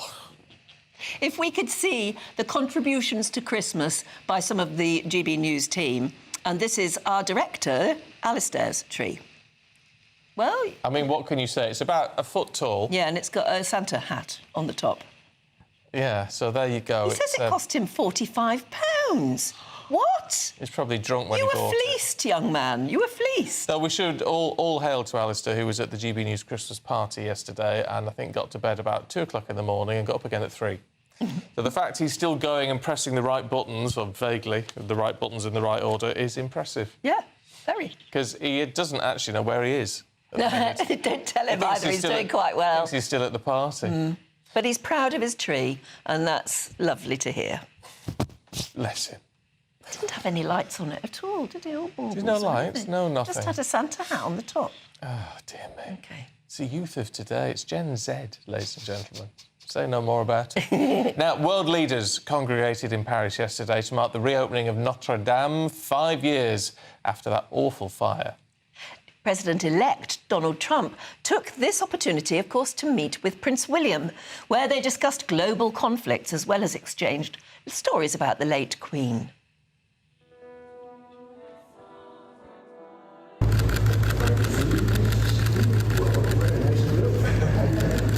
Good man, this one.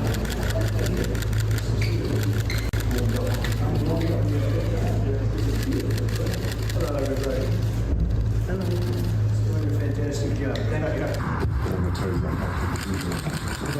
you. Well, that's soft diplomacy for you, and it might look that they're just having a picture and a little chit-chat, but it makes a big difference, actually. Whilst he was there, Donald Trump also once again vowed to end the war in Ukraine, as he had a conversation with President Zelensky. So we're joined now by GB News political correspondent Catherine Forster. I find it absolutely fascinating that the way President Zelensky is reacting to the incoming President Trump by sort of saying what he thinks he wants to hear. Yes, it's really interesting, isn't it? Because before Trump was re-elected, you never heard any mention from Zelensky of any sort of end to the war or negotiated settlement. The line was always, and from the West, the line was always, we are with Ukraine for as long as it takes to win. I think it is clear, though, that obviously all wars end with negotiation, and Donald Trump does not want to continue funding this war indefinitely. He wants it to end. He has said he'll end it on day one. Well, that's unlikely, but clearly he wants to bring it to a close. That will likely mean Ukraine ceding some of the territory that Russia has taken. But Zelensky is now talking about the end of the war, about negotiations. He's accepting, I think he has no choice but to accept that with Trump, everything changes for Ukraine. And indeed Europe, who have been not really paying their way for a very long time in terms of security, how much they pay, how much they spend on defence. Supposed to be 2% minimum with NATO. Many European countries paying nothing like that. Donald Trump previously said he'd had enough of it, and basically European countries that didn't pay their way, that he wasn't going to come out to defend them. So a very different feel. And I was in Paris Friday and yesterday, and we knew yesterday that Macron would be meeting with Trump and with Zelensky. What we didn't know is that they would actually be meeting together, which I think is really quite significant. And this is a big coup for Macron, having these leaders, and it's Donald Trump's first trip out of the States since he won the election, and lots of heads of state. Worth saying, because, of course, the Prime Minister has come in for a lot of criticism for not being there, that the invitation was to heads of state, so that is presidents or monarchs. So, for example, we had the Italian president, but not the Prime Minister, Giorgia Meloni, who most of us would know who that is. So that's why Prince William is there in place of the King. And obviously, Trump was incredibly fond of our late Queen and the royal family and Britain in general. So that soft power is potentially very useful to us. Of course, Trump threatening tariffs on all goods going into the States. So we'll see what happens with that. You start to wonder, don't you, whether on Inauguration Day, whether President Trump will actually have something to announce on Ukraine. You know, I mean, he's working at it now, clearly, isn't he? Behind the scenes. Things are clearly moving. And, of course, the existing President, Joe Biden, was not there. It feels already like he's sort of yesterday's man. Now, the First Lady, Jill Biden, was there in his place. But also Elon Musk, the richest man in the world, and clearly now one of the most powerful, J.D. Vance, the Vice President. But more and more, we see Donald Trump and Elon Musk by his side. And the rumours, of course, that he might pop a few tens of millions to reform. That's being denied. But he did fund Donald Trump's campaign to the tune of something like $250 million. That is bound to have had an effect. So if Elon Musk is on your side, that's clearly very, very useful indeed. Yeah. OK. Catherine, thanks very much indeed. Well, there's lots going on in the world of politics and lots to cover in the Camilla Tominey Show, which is coming up at 9:30. Let's find out exactly what's in store from the good lady herself. Good morning. Good morning. It's interesting mentioning Elon Musk there, because I'm going to be speaking to the Reform MP Rupert Lowe on the show later. Try and nail down that story about Musk being poised to give around $100 million, £79 million, which would be absolutely transformative for Reform's fortunes, but also possibly land the Conservatives in a huge amount of hot water. They're facing an existential crisis with Reform nipping at their heels in the polls. We've had one poll already. OK, it's a bit of an outlier this week, suggesting that Reform is edged ahead of Labour. Is Nigel Farage now the official opposition? I'll be asking Richard Fuller, who used to be the Tory party chairman. He's now the shadow chief secretary to the Treasury under Kemi Badenoch, whether she's made enough of an impact as opposition leader. And I'm also going to be speaking, guys, to the woman who is taking on the Football Association when it comes to rainbow armbands. You know, the situation that we've had this week with the player Gahey wearing the armband with the rainbow flag on it, but also that message to his fans, Jesus loves me. We're going to be discussing that. And this is a woman called Lindsay Smith, who has been banned from Newcastle for her apparently anti-trans views. She's got a lawyer now, and they're taking that case to court. Oh, gosh, it's amazing how that story, that issue, keeps coming up, rearing its head, isn't it? But who else on the show? And also we've got Mike Tapp coming on. So he's the Labour MP for Dover and Deal.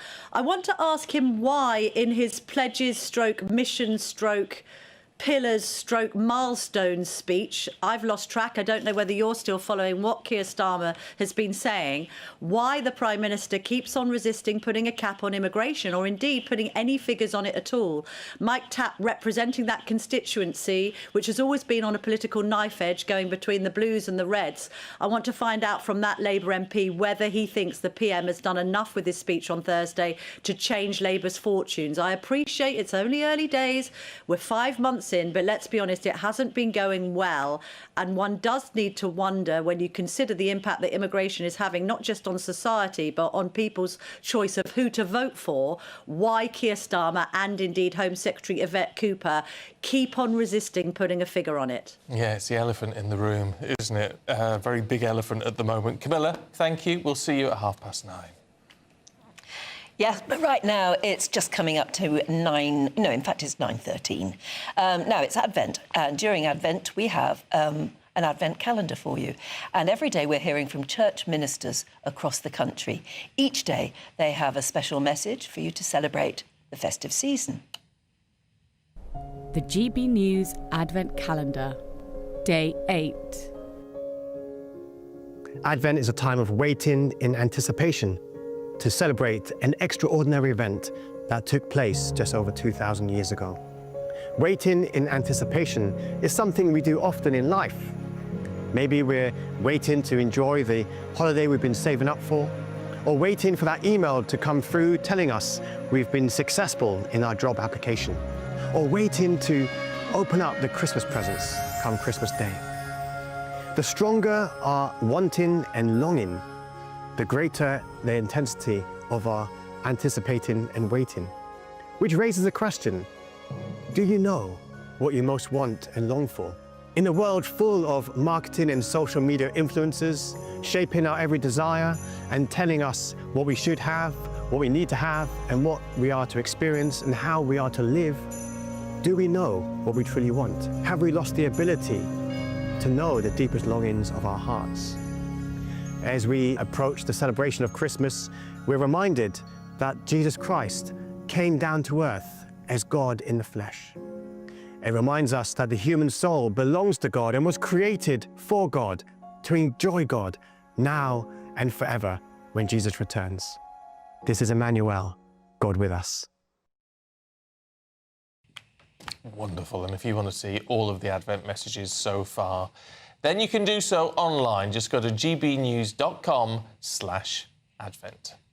Now at GB News, as you know, we love to hear what you think. And every day we're running our poll of the day. So today we are asking, should footballers be forced to wear rainbow armbands or rainbow laces? The results so far, 2% of you say yes, 98% of you say no. But that could change. We'll be bringing you the live results throughout the day, so do make sure you stay tuned. Final result will be announced later in Nana Akwea's show. And if you don't know how to get there, it's gbnews.com/poll. Right, let's look at money for you, because you could have £50,000 in the new year. At least you stand a very good chance of it. It's our Great British Giveaway, our biggest ever prize. And if you want to take part, here's how. Imagine getting the call to tell you that you've won £50,000 in tax-free cash, our biggest cash prize of the year.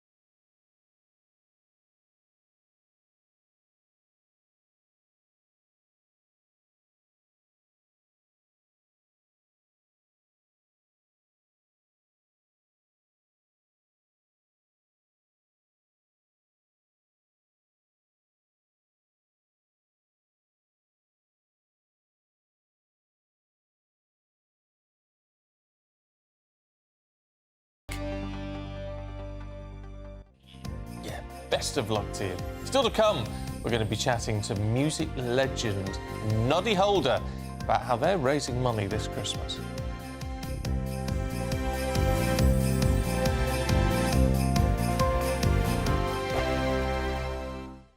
Join me, Camilla Tominey, for a frank and honest discussion with those in power that cuts through the spin and gets to the heart of the issues shaping our nation. You haven't confirmed that you want to stand as leader, but you haven't ruled it out either. This report basically says that he's not fit to stand trial. Is he indecisive? Incompetent? I deliver the dose of reality Westminster needs. That's the Camilla Tominey Show at 9:30 every Sunday on GB News, the People's Channel, Britain's news channel. Good Afternoon Britain isn't just about us. The wonderful thing about this programme is it's about everyone watching. It's an interactive programme. Well, there absolutely is something to see here, and we're going to be talking about it more. Whether it's breaking royal news, Will, please bring us up to date. Or indeed a particularly punchy speech in the House of Commons. Very, very curious. We bring it to you live, and then we bring you live reaction as well. That's Good Afternoon Britain, weekdays from midday. Only on GB News, the People's Channel, Britain's news channel. Britain's newsroom, weekday mornings from 9:30.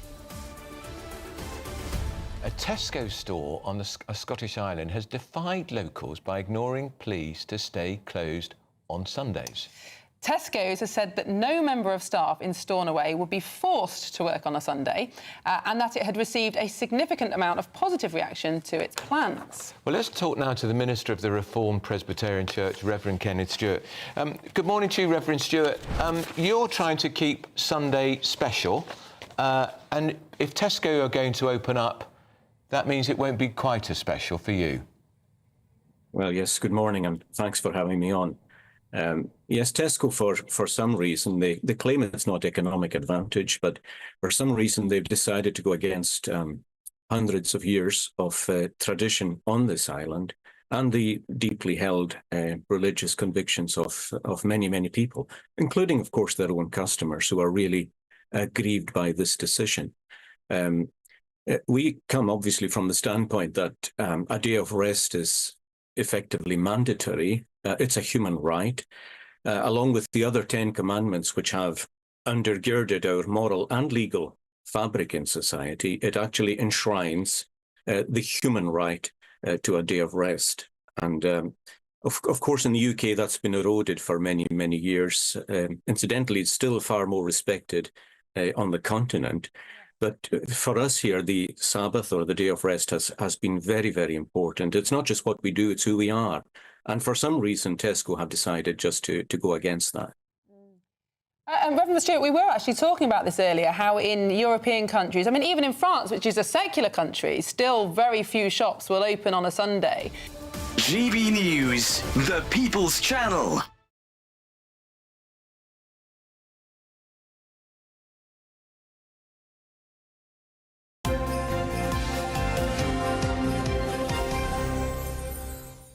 It's 9:20 now. Hospices do incredible work, but they need a lot of money to keep going. East Cheshire Hospice is raising money with an online raffle featuring an incredible papier-mâché sculpture of Noddy Holder. It was created by Patty Callahan and it was specially commissioned by Noddy himself and his wife Susan. Well, tickets are £10 each. The raffle's going to run right through until December the 15th. So if you win it, do you get it? Yeah. Where do you put it? Wherever you want. I don't know. It's weird, isn't it? Well, the nice thing is it's being kept at the moment in the Holder household.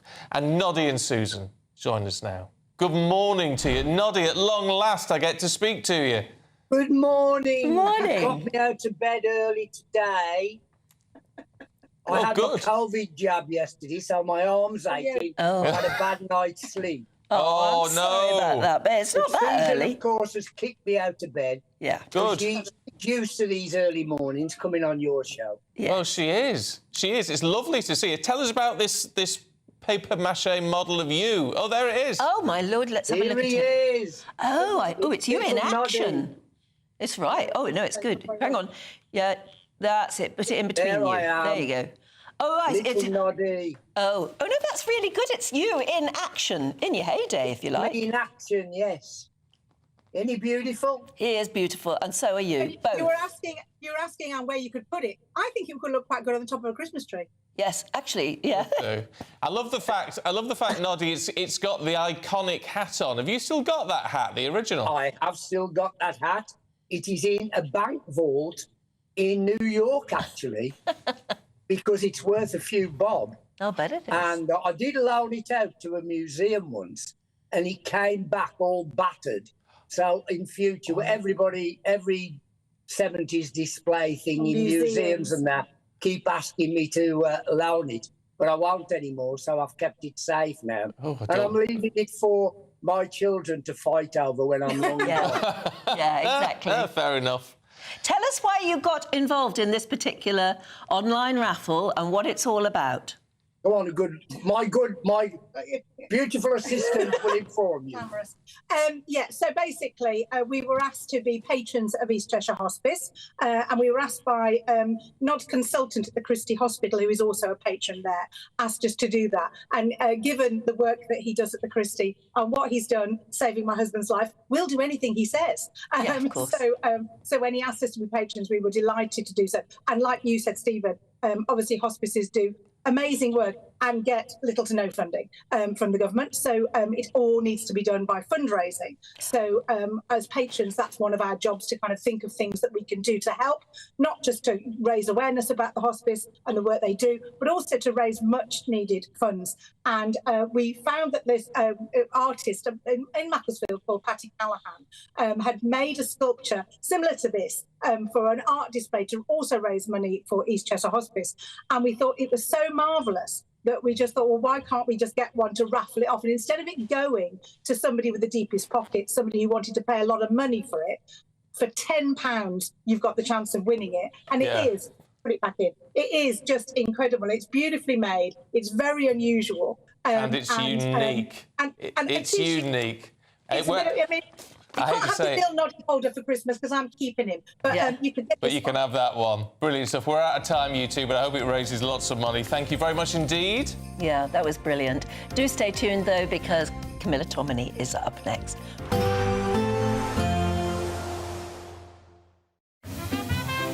Heavy showers first thing will be followed by a warm, cosy day. Boxed Boilers, sponsors of weather on GB News. Morning. Here's your latest GB News weather forecast from the Met Office. The worst of Storm Dara is now clearing away, but nonetheless it is still going to be a windy day for many of us. The winds won't be as disruptive as yesterday, but there will still be some strong winds around.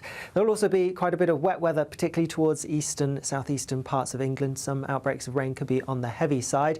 A drier story further west, some sunshine breaking through, but all the time we do need to be aware that the winds could still be a little bit disruptive for some of us. So with that then, whilst temperatures will be around average for the time of year, when you factor in those strong gusty winds, it's going to feel several degrees colder. As we head through into this evening, and there could still be a few showery outbreaks of rain around some coastal parts of Scotland, mainly towards the east and southeast. Further north and west, likely to be generally dry, and with some clear skies through the evening, a touch of frost developing quite quickly overnight. Clear skies likely through the evening across parts of Northern Ireland too. Meanwhile, across parts of Northern England, a cloudier story. Some outbreaks of rain pushing in, and then a bit of a west-east split across central southern parts of England and Wales, driest and clearest towards the west, staying pretty cloudy with further outbreaks of rain towards the east. Overnight there will still be some more outbreaks of rain, though they will be fizzling out a little bit. It will really just be mainly across the far southeast where we continue to see rain through much of the night. Elsewhere largely dry with clearer skies towards the northwest, and here temperatures are going to drop lowest. A touch of frost is quite likely, even some patches of fog perhaps, but elsewhere a bit milder first thing tomorrow morning. As we go through tomorrow itself, then high pressure is building, and that's going to calm our weather down quite markedly through the beginning of next week. And with that then, there'll be a lot of dry